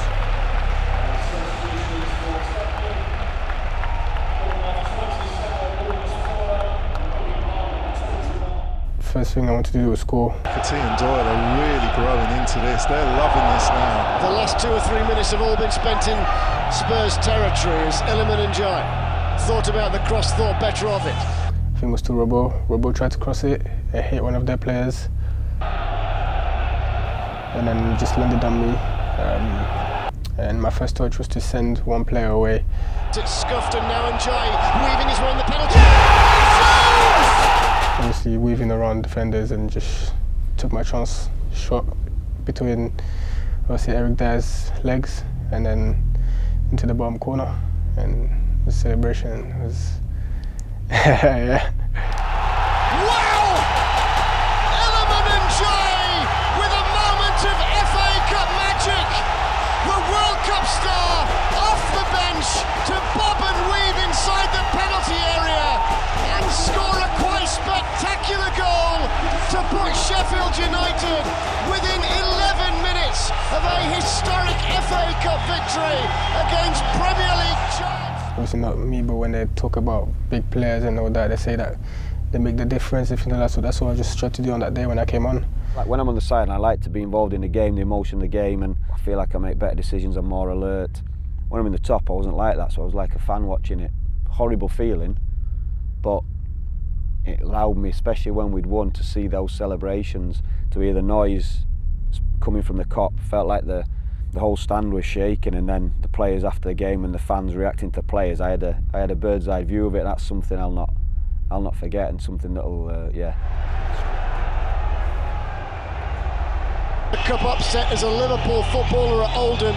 Now he's just seconds away from an upset as Sheffield United lead Tottenham Hotspur by a goal to nil.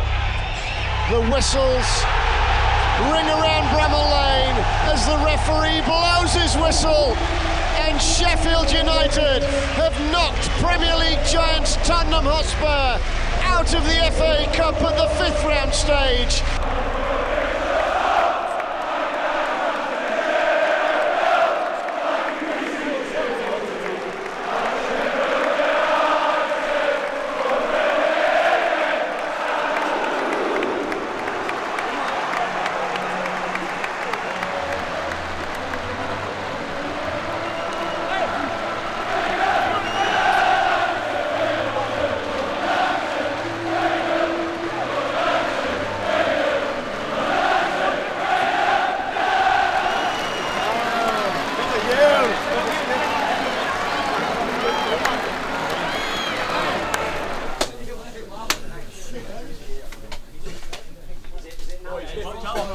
Every fucking one of you.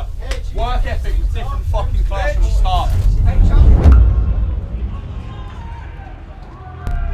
I remember it was the game in hand, so it was a massive one for us, to keep the pressure on. I think we'd had a couple of not so good results, and we knew it wasn't going to be an easy place to go. Was it a Tuesday night? I think it was a Tuesday night.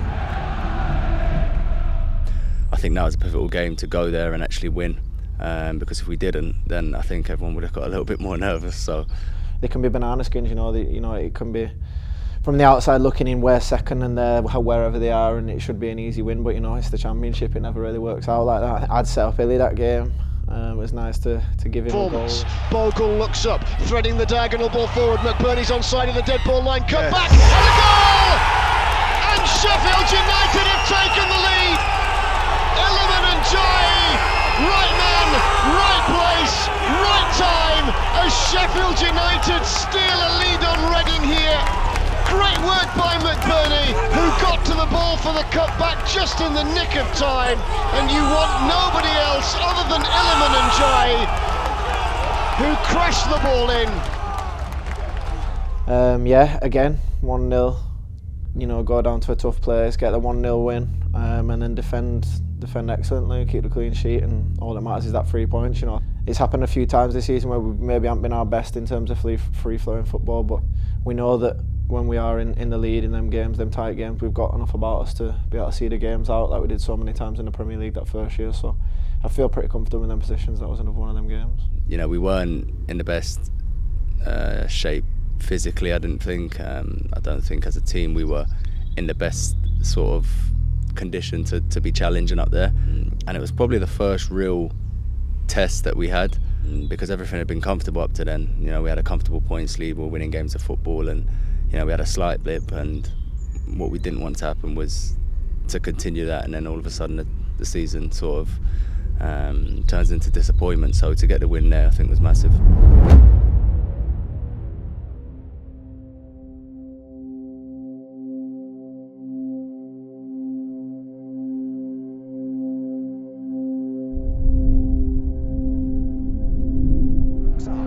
On his right side, still got Drame and Adebayo. Drame goes to Adebayo. He's under pressure, goes to Campbell. Campbell flicks it off to Adebayo, right hand side, through the legs of the United defender. Adebayo, oh, it's in! Morris has scored! It's Adebayo's run down the right hand side, lays it back to Morris, who puts it in from inside the 6-yard box. Luton did to us how they've been performing all season. They had one attempt at, well, weren't even attempts, cross being flashed across, Carlton Morris gets across the front.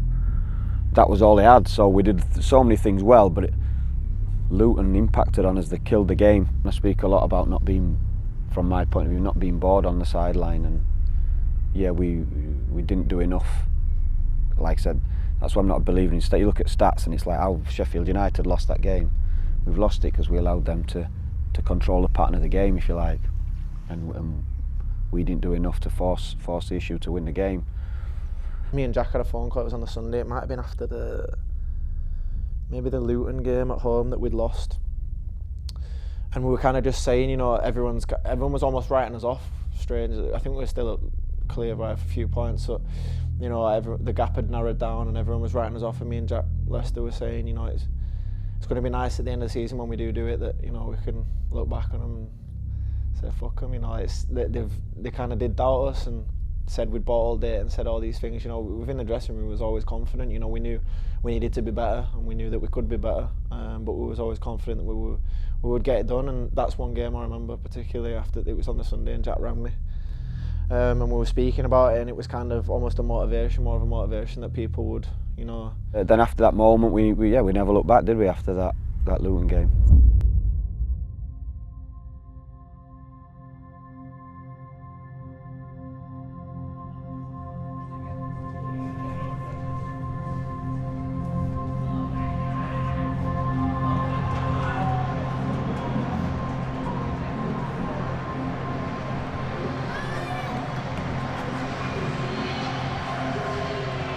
Yeah, we changed again. Some were back four, so we went to our front three against that, which means if we get the wing back side, we get that advantage. We started that game really sharp, and we was playing really well. We didn't deserve to go 1-0 down, so I was pretty frustrated at that as it was. Who's got it back? The Frenchman. In goes the shot, and Sunderland lead completely, totally against the run of play. On my goal, I think Baldock got it. He was running down, and I seen him give me a little look. Wide with the outside of his right boot. Baldock's I had a bit of burst of pace, and he gave me a great ball. He shoots and scores! A quite brilliant goal. Superb composure from the youngster. Touched it into the box, and then the defender just overcommitted a little bit, and I slid it bottom left, and it was a good one to get before half time, because it gives the lads a little confidence booster. The Manchester City youngster steps up, bends in the free kick, and it's gone in, and it's gone all the way through, and Tommy Doyle has sent in an absolute worldie of a goal from the set piece. Tommy Doyle is mobbed by his team. Being in a wide area, you know, it wasn't really something that I could directly shoot. But you know, the gaffer's always said in them wide areas, just aim for the back post, and if you miss everybody, it goes in. And I think that was one of them. You know, I put it exactly where I wanted to, and you know, it avoided everyone, and thankfully it goes down as my goal. Good pace and energy. We played quicker. We played with a lot more aggression and positivity with the ball, and we were good. We were really good. If you look at every team up near the top, you know, especially Burnley, they've had their luck in areas as well as being top class, but you know, you look at us as well, and we were kind of missing that luck a little bit, and it wasn't quite falling for us, and then obviously stuff like that is what you need to get you over the line, and that sort of set the pattern then tactically for the remainder of the season, where we would start in that way, in that fashion, with that shape and generally personnel, and then changes became to a midfield, which even if we were winning didn't necessarily mean we went more negative, because just by, if it was personnel change, we may play with a deep midfielder, two higher ones, and we'd have 4 attackers joining with the 2, but just the balance was different, because that's how we generally start, and teams would become used to, if you like, or prepared for us to play that way. They'd not quite figured out us playing in that different system, so that changed the pattern, and then from that moment on, that became generally how we set up, and then how we change in games. And that leaves an all championship tie, and they're hitting the window here because they know they've come out first. Sheffield United will be here at Bramall Lane, and they will take on another promotion chasing side in Blackburn.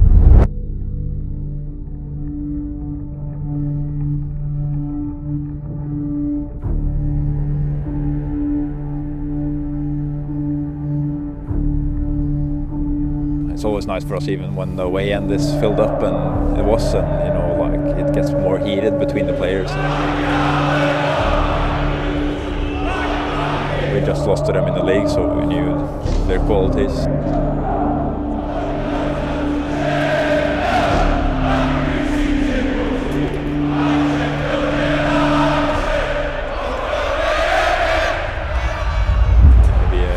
Decision. In front of the cop end, the Blades fans are doing their best. Brereton, Diaz strikes!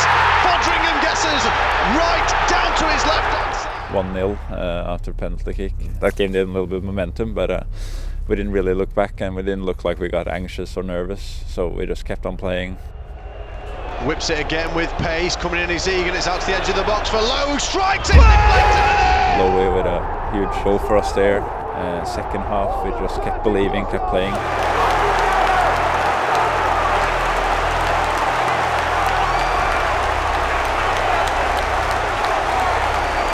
Egan away, scored that brilliant goal from his own half in the league game, and then United have lost out in the middle with Doyle. He's played through the middle for Schmodix, who's onside, and Schmodix will turn the ball in. Schmodix will finish low beyond Fodringham. Obviously the penalty was unfortunate, and then the other one we made a little mistake, and you know, we got punished, and sometimes that happens against good teams, but we were never worried, we were never uncomfortable, and you know, we put a lot of energy into that game. A nice play into too many brilliant chances, but McAtee's had a couple of one-on-ones as Lowe comes in off the left-hand side. McAtee is there, Lowe gets it in, McBurney with the turn in the area, McBurney can't get it away, he can! Ollie McBurney, the big man for the big occasion. How he wriggled beyond those defenders, I have no clue. Billy Sharp. He's going to work it back to Sander Berger. Berger will look to cross in. We haven't seen the board for the additional minutes. Back to Doyle out of his feet! World class! Absolutely world class strike from Tommy Doyle. 30 yards. At the end, when the ball fell to me and I took a good first touch, I was only ever shooting, and you know, obviously some of them do go into the stands, but you know, I just trusted my technique, and thankfully it went into the top corner.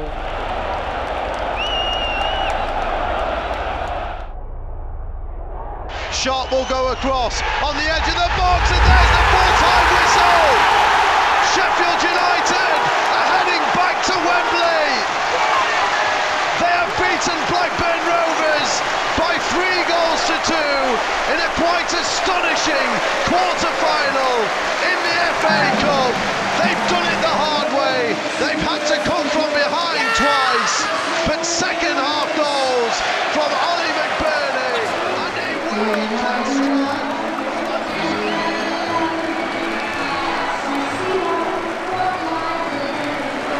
For a long time, it'll probably still be one of the best feelings I've had, especially here with all the fans and the excitement, and I think just what it meant, and there was obviously a lot on the game to go to Wembley, so to be able to have done that is special and makes me feel proud. Probably a highlight for a lot of people, I think, that one. I enjoyed the game again, going behind to a counter-attacking team twice and coming back and eventually winning, and we had to show a lot because I thought Blackburn played well because we were trying everything second half, and we'd missed some big chances first half. I thought we were getting back in the game, and we had to take risks to leave it open to keep going, which allowed them a couple of chances on the counter. When we'd made that attacking change and we get the second goal, Ollie McBurney, there was no need to change it back because I felt we're in the ascendancy, do you know what I mean? And we needed to take those risks to win it because we were on top that much that there would have been less and less counter-attacks. We needed them to feel that pressure and feel the fact that we're playing away from home at Bramall Lane. Yeah, that set the scene, if you like, for that winner from Tommy. Come on! Yes! Yes! Yes! Fuck me, boys. I feel like fucking Sharpie, man. Where's Tommy? Man Gathering now. Man Gathering now. Where's Tommy? Is he down there? Is Tommy down there or is he in the change room? We took for granted.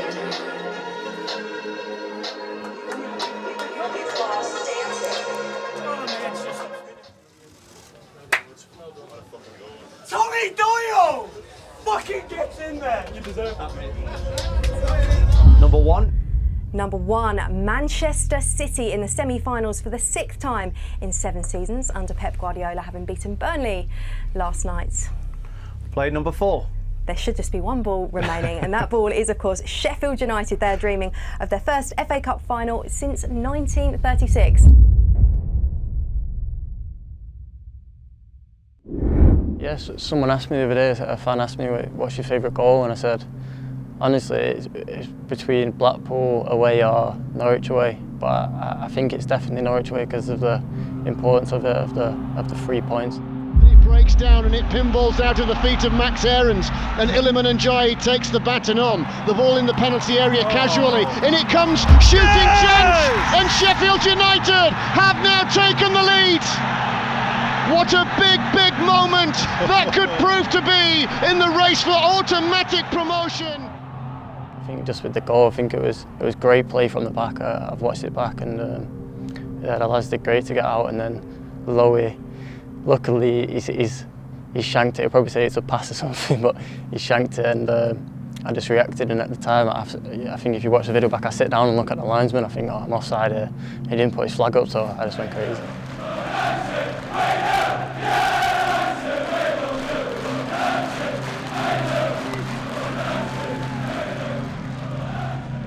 Yeah, Cardiff home, big game, 6 games to go. We had a little bit gap down to Luton and Middlesbrough.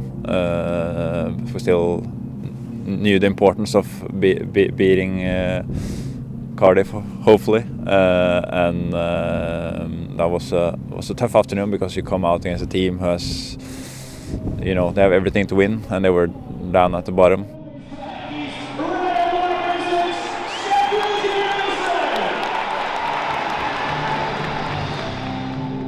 Started off being comfortable on the ball, but they had a lot of big guys up front, made it difficult us going along, second balls, fighting for it, got a penalty, 1-0 up early, and then obviously a little bit we weren't shaky, but you kind of tense that we need to get going, and it would be nice to get a goal before half time, and so we did.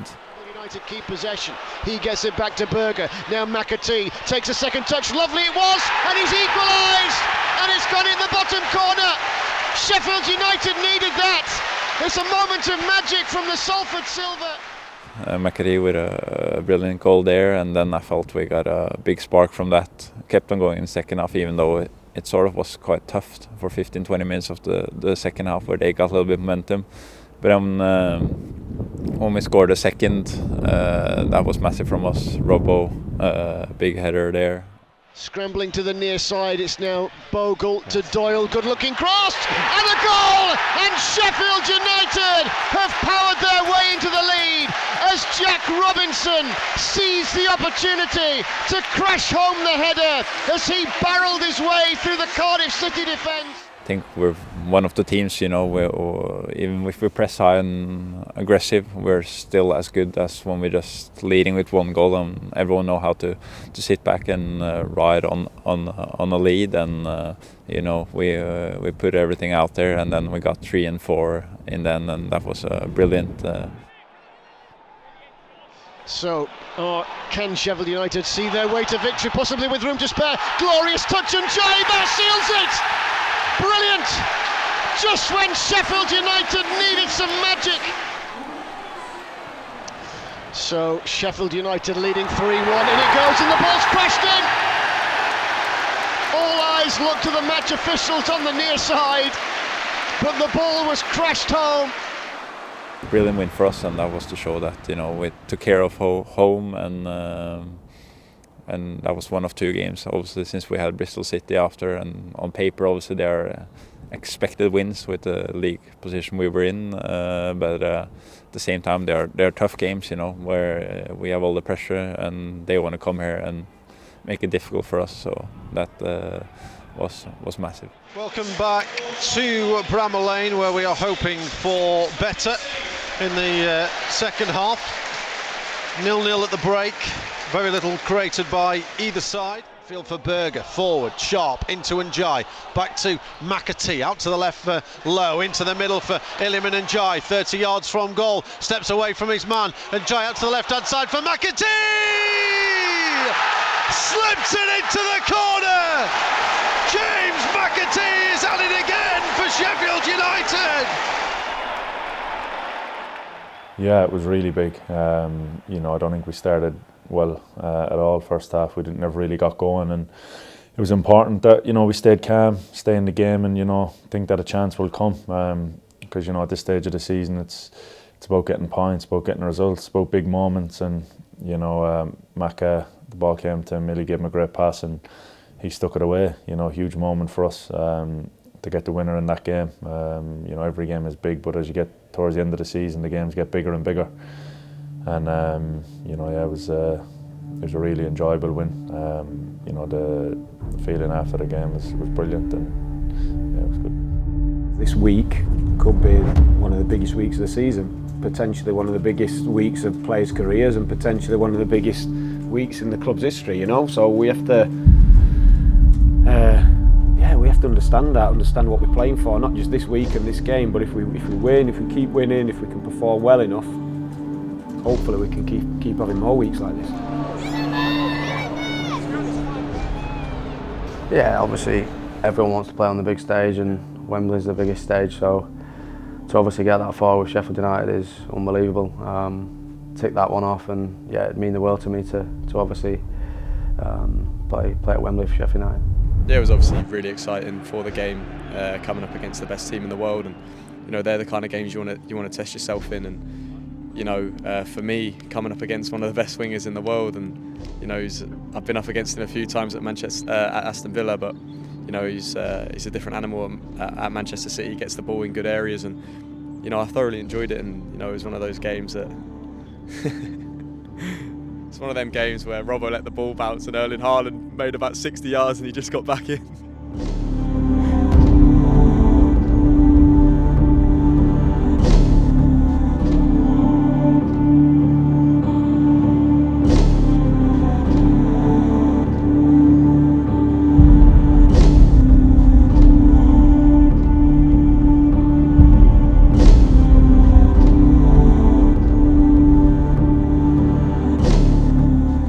Yeah, but if I'm being totally honest, yeah, I was disappointed with it. We got beat. It's that when you're in the job, I wasn't playing. We wanted to win. We wanted to, yeah. So I was just disappointed with it. We didn't compete. We didn't win.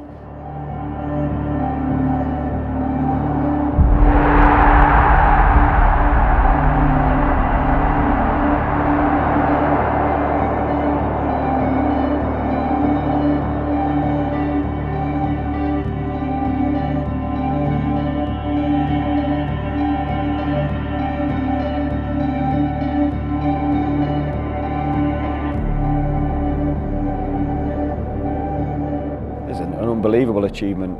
What we've done, getting promoted with 4 games left, getting to an FA Cup semi-final. Unreal. If you'd have spoke to me about that before the season, I'd have laughed. But when I'm actually in and living it, I was disappointed we didn't compete against Man City better. We made 2 critical errors, you know, in the game. So what I take from it, that those fine margins are there, and we know how big up that step is. But then straight away, the FA Cup's done. He blows the final whistle. It was all about West Brom then.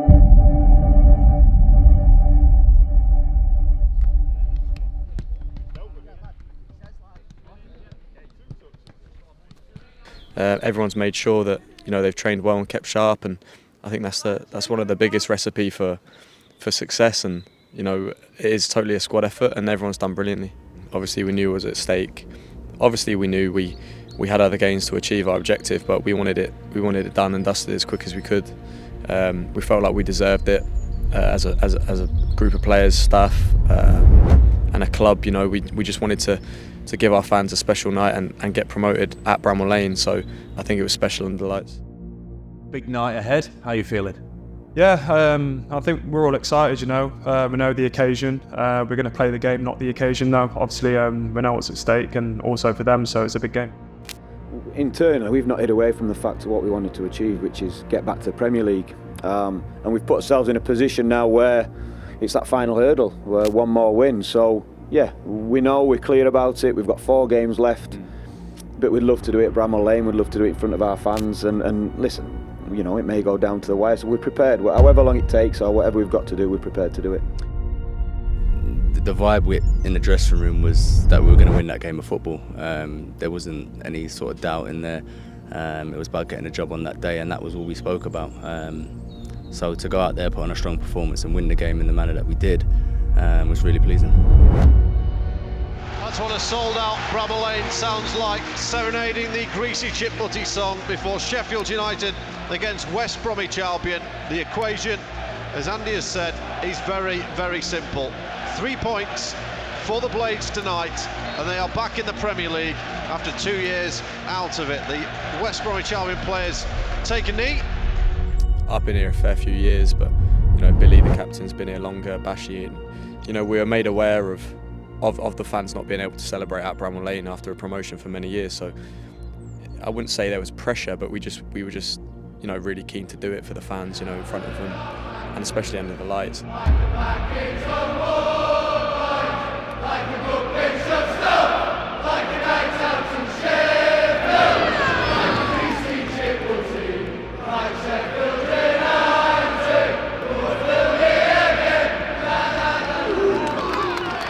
Again, personal point of view, really adamant, intent, and tried to stress to everyone how important it was to get it done at Bramall Lane. Partial clearance. Ahmed Hodzic stayed forward, doesn't get it, but here comes Baldock, working infield, leaves it for Sander Berger. Referee Dean Whitestone just gets in the way for a second. Now James McAtee down the far side. Baldock goes on the overlap, back to the edge of the area. Sander Berger to strike it he does. Continued to rise, just a couple of yards over the top of Alex Palmer's crossbar, but a good hit from the big Norwegian. Now Eliman Njai will get a touch away from his man, he's running into the area, and Njai feels the contact in the back, then goes down. Referee Dean Whitestone falls over at the same time, then Njai fouls his man, and it eventually leads to a West Bromwich Albion free kick. Plays through the lines to Njai, neat touch off McBurney. McBurney to the edge of the box, striding into the area. Can he get a shot away? Connor Townsend will get back. McBurney's going to keep it in. Dean Whitestone says free kick. Ollie McBurney protests his innocence. So a big penalty appeal for Sheffield United 7 minutes into the second half. Here comes Baldock down the right. Free kick's going to be pulled back for a foul on Tommy Doyle. Baldock and Gardner Hickman have come together. Dean Whitestone's going to come across and just have a chat with both of them, I think. Baldock just needs to keep his cool here. To McAtee, just outside the penalty area on the left, looks to dart into the area. Challenge comes in from Jed Wallace. McAtee goes down. You can hear what the home fans think. A lot of the Sheffield United players protesting towards referee Dean Whitestone. Home fans here don't really care who gets the goal. Fodringham to halfway. Berger with the header on, but Baldock had stayed. Peters will come across and rescue it for West Bromwich Albion. That's a pull back pass though. It's going to let Eliman Njai in. Njai turns 1-on-1 with the keeper. He's going to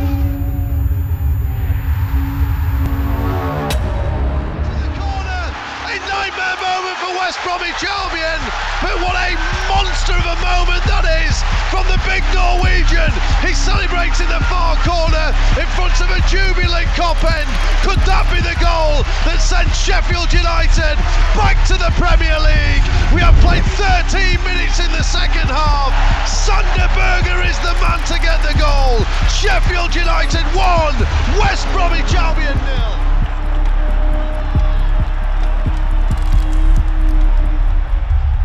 Amazing. I mean, I'm sure there's a camera on me at some point. Like, I've done probably the world record high jump after Sander scored. Like, so yeah, it was amazing. Obviously at 1-0, you're still thinking, you know, make sure we get over the line here, and then when an L's goal goes in, I think from there, you know, you get the vibe that we've done it. So, you know, for the fans, I imagine it's a special occasion. Obviously, being so long, getting promotion at Bramall Lane. So, yeah, it was a good day for everyone.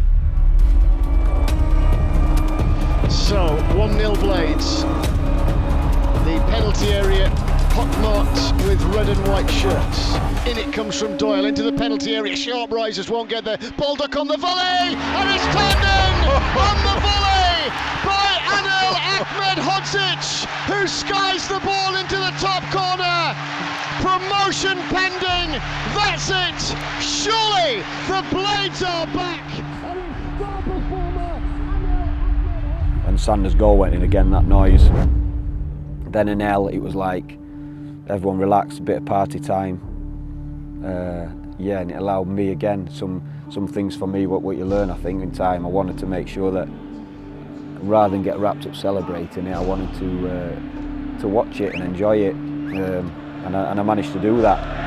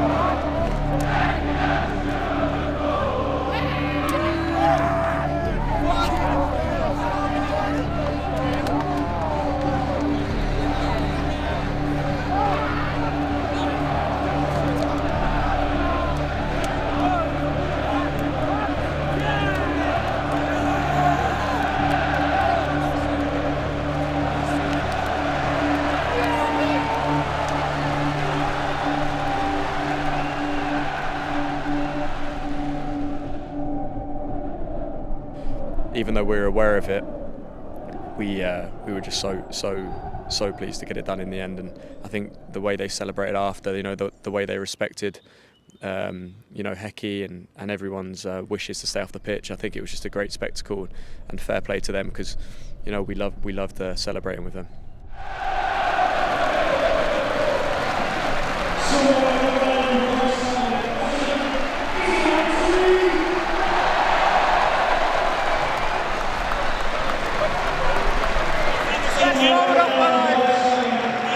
Fucking amazing, we're waiting for that one, waiting. I have no words, Fuck you know, let's go.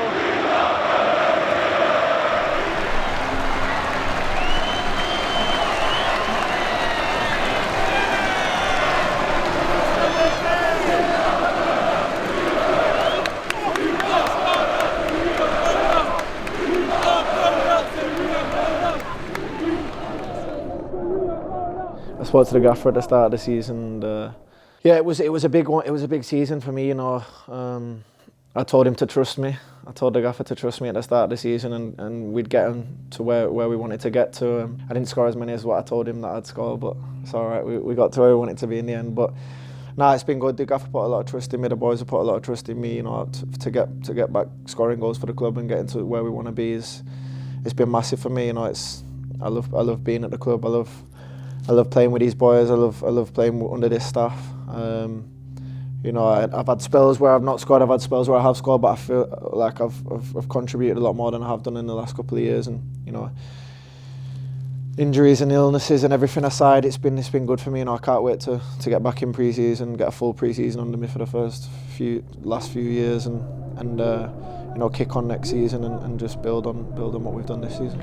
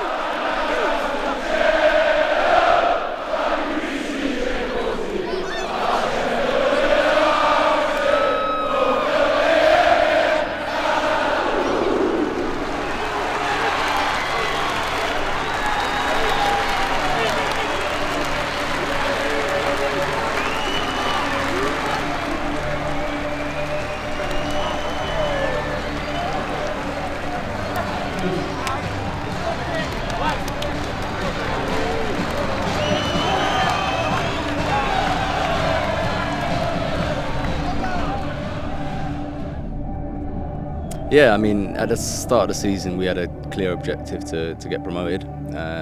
We knew that we had the players, had the squad to do that. We had the disappointment of last season, but we all knew that was because we got off to a slow start. So it's a case of just trying to start strong and maintain that and building that throughout the season, and I feel we've done that.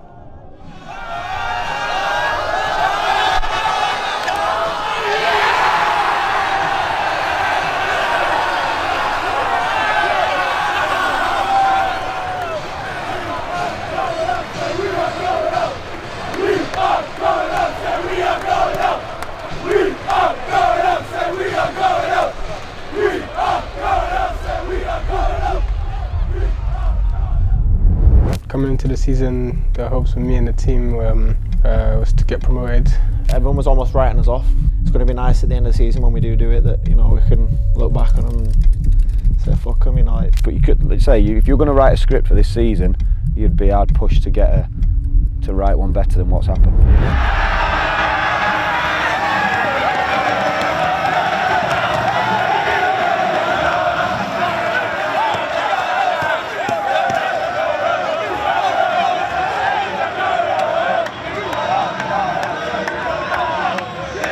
Experiencing it at home like this, it feels amazing, and taste of success. We're not left, like, but we've got to enjoy it. These times don't come around much, so for me, I'm just absolutely overwhelmed. Lads were fantastic tonight, I think it compared to this feeling other than having kids and a wife.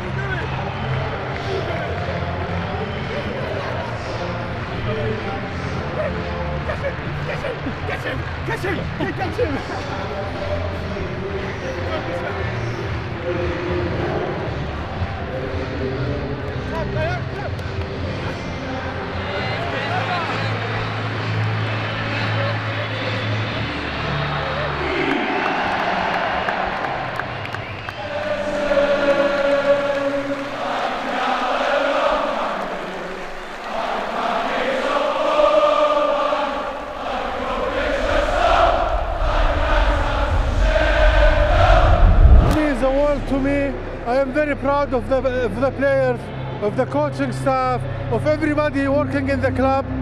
This could have not happened with a lot of hard work, and we gave everything from the heart, everybody in the club, even the fans. We couldn't do it without the fans. Very special day for a very tough year. This is one of the best days of my life, for my family's life.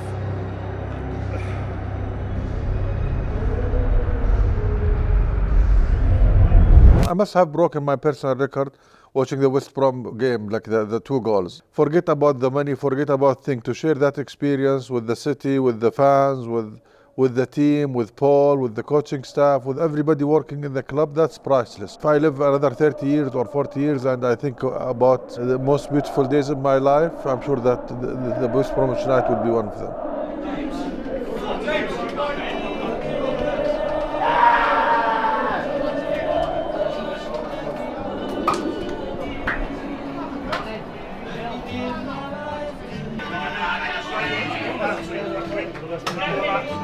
Take 2 seconds. After this, put top on. Get in there! Get in there! Yeah! Brilliant. Up Premier League, say we are Premier League. One more time. Up Premier League, say we are Premier League. Like a fucking get in, boys. Get fucking Adam! Fucking take that. Come on! Fucking get rid of that. Runs the fucking fucking hell. See it or let me. Yeah. I'll see you. Hey, where's Keelan? Come on, boys. Keelan, get your music on, mate. Come on. Yes, I'll get a tune.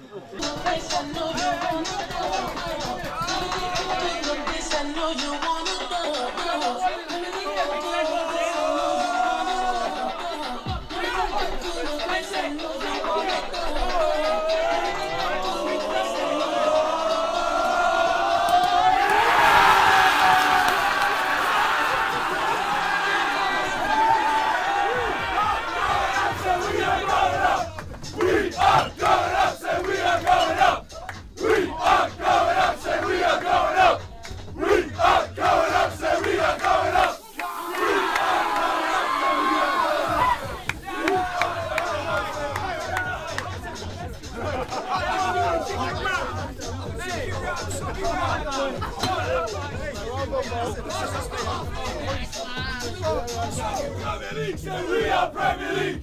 We are Premier League. Say we are Premier League. We are Premier League. Say we are Premier League. We are Premier League. Say we are Premier League. I'm knackered. Jumping round.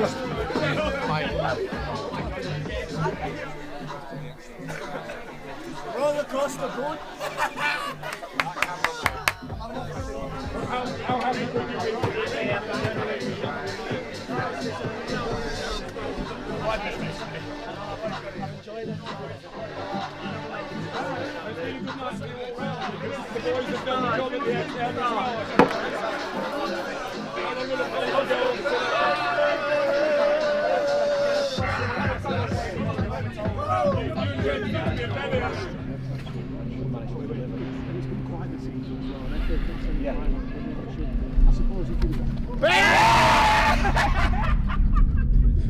Yeah, again, going back to it, we didn't want to end the season at home in a bad way. You know, we wanted to celebrate with the fans again, and we knew if we won, it'd be another celebration, and the atmosphere again, getting our runners-up medals and everything like that with the fans. It was fantastic. So again, we were really keen to end the home season on a high.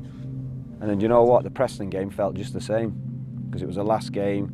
The lads brought the families on. Good performance. The fans could celebrate again. It's almost like we did it twice.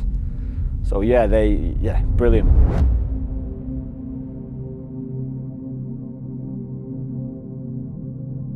Well, the flags are waving just in front of the Kop end. There is a true promotion atmosphere here. Yeah, listen, you're right. It's easy to, once you've got the job done, is to sort of down tools and maybe not put in as much effort. But that's not in the nature of the team.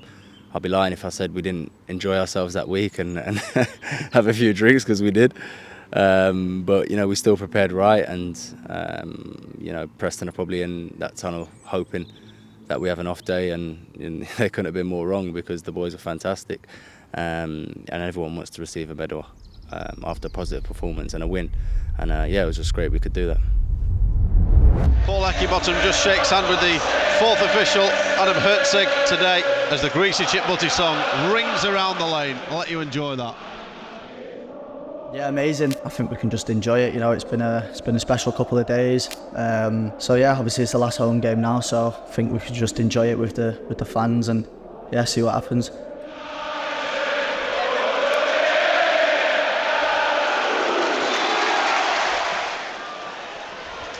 Crossing for the right-hand side, it's down and it's in off the post!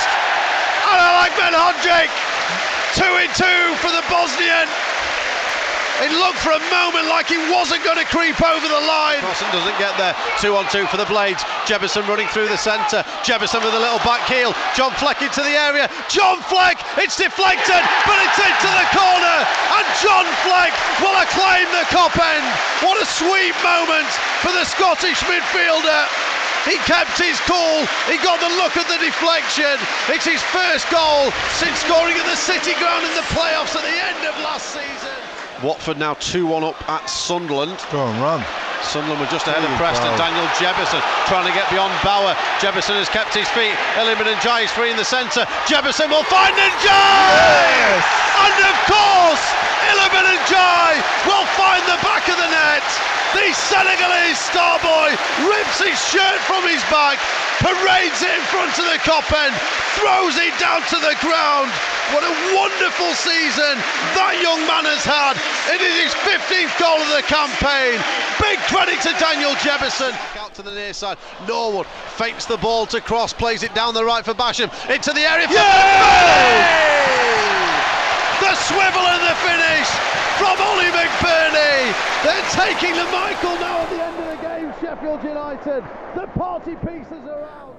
But I think we have to enjoy the ride. We've got to enjoy and acknowledge all the hard work that's gone into us getting there, and make sure we just grasp the opportunity, try and attack it, and make sure that everyone understands what an opportunity it is, because it's a big opportunity to test yourself, to play against the best, and to be on the biggest stage in world football, really. So yeah, what a place to be.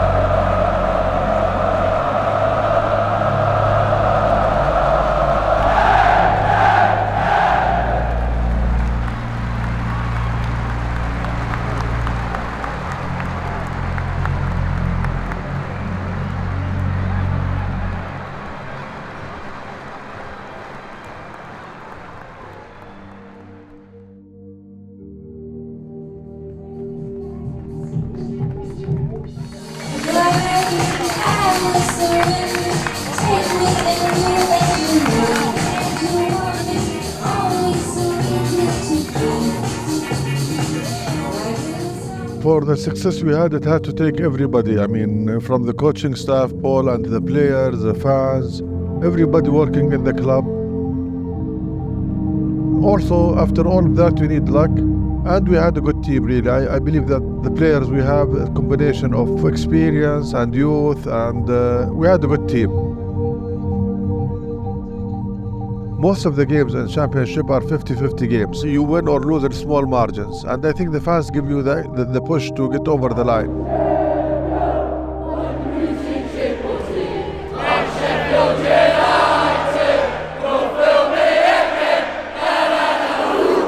Super stuff.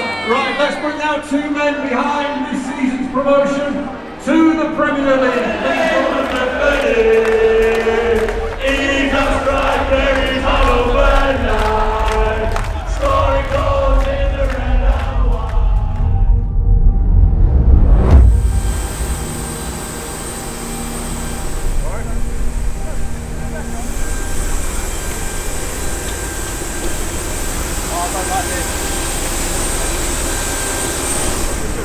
Thank you, pal.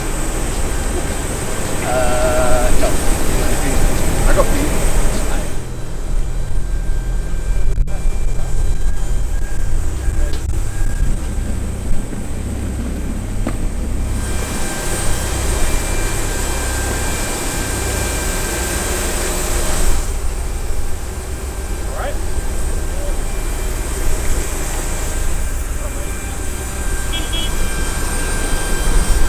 Have enjoyed the flight with us today. It's been our pleasure having you on board. On behalf of the crew, just like to wish you a pleasant stay in Portugal. Enjoy the rest of the flight.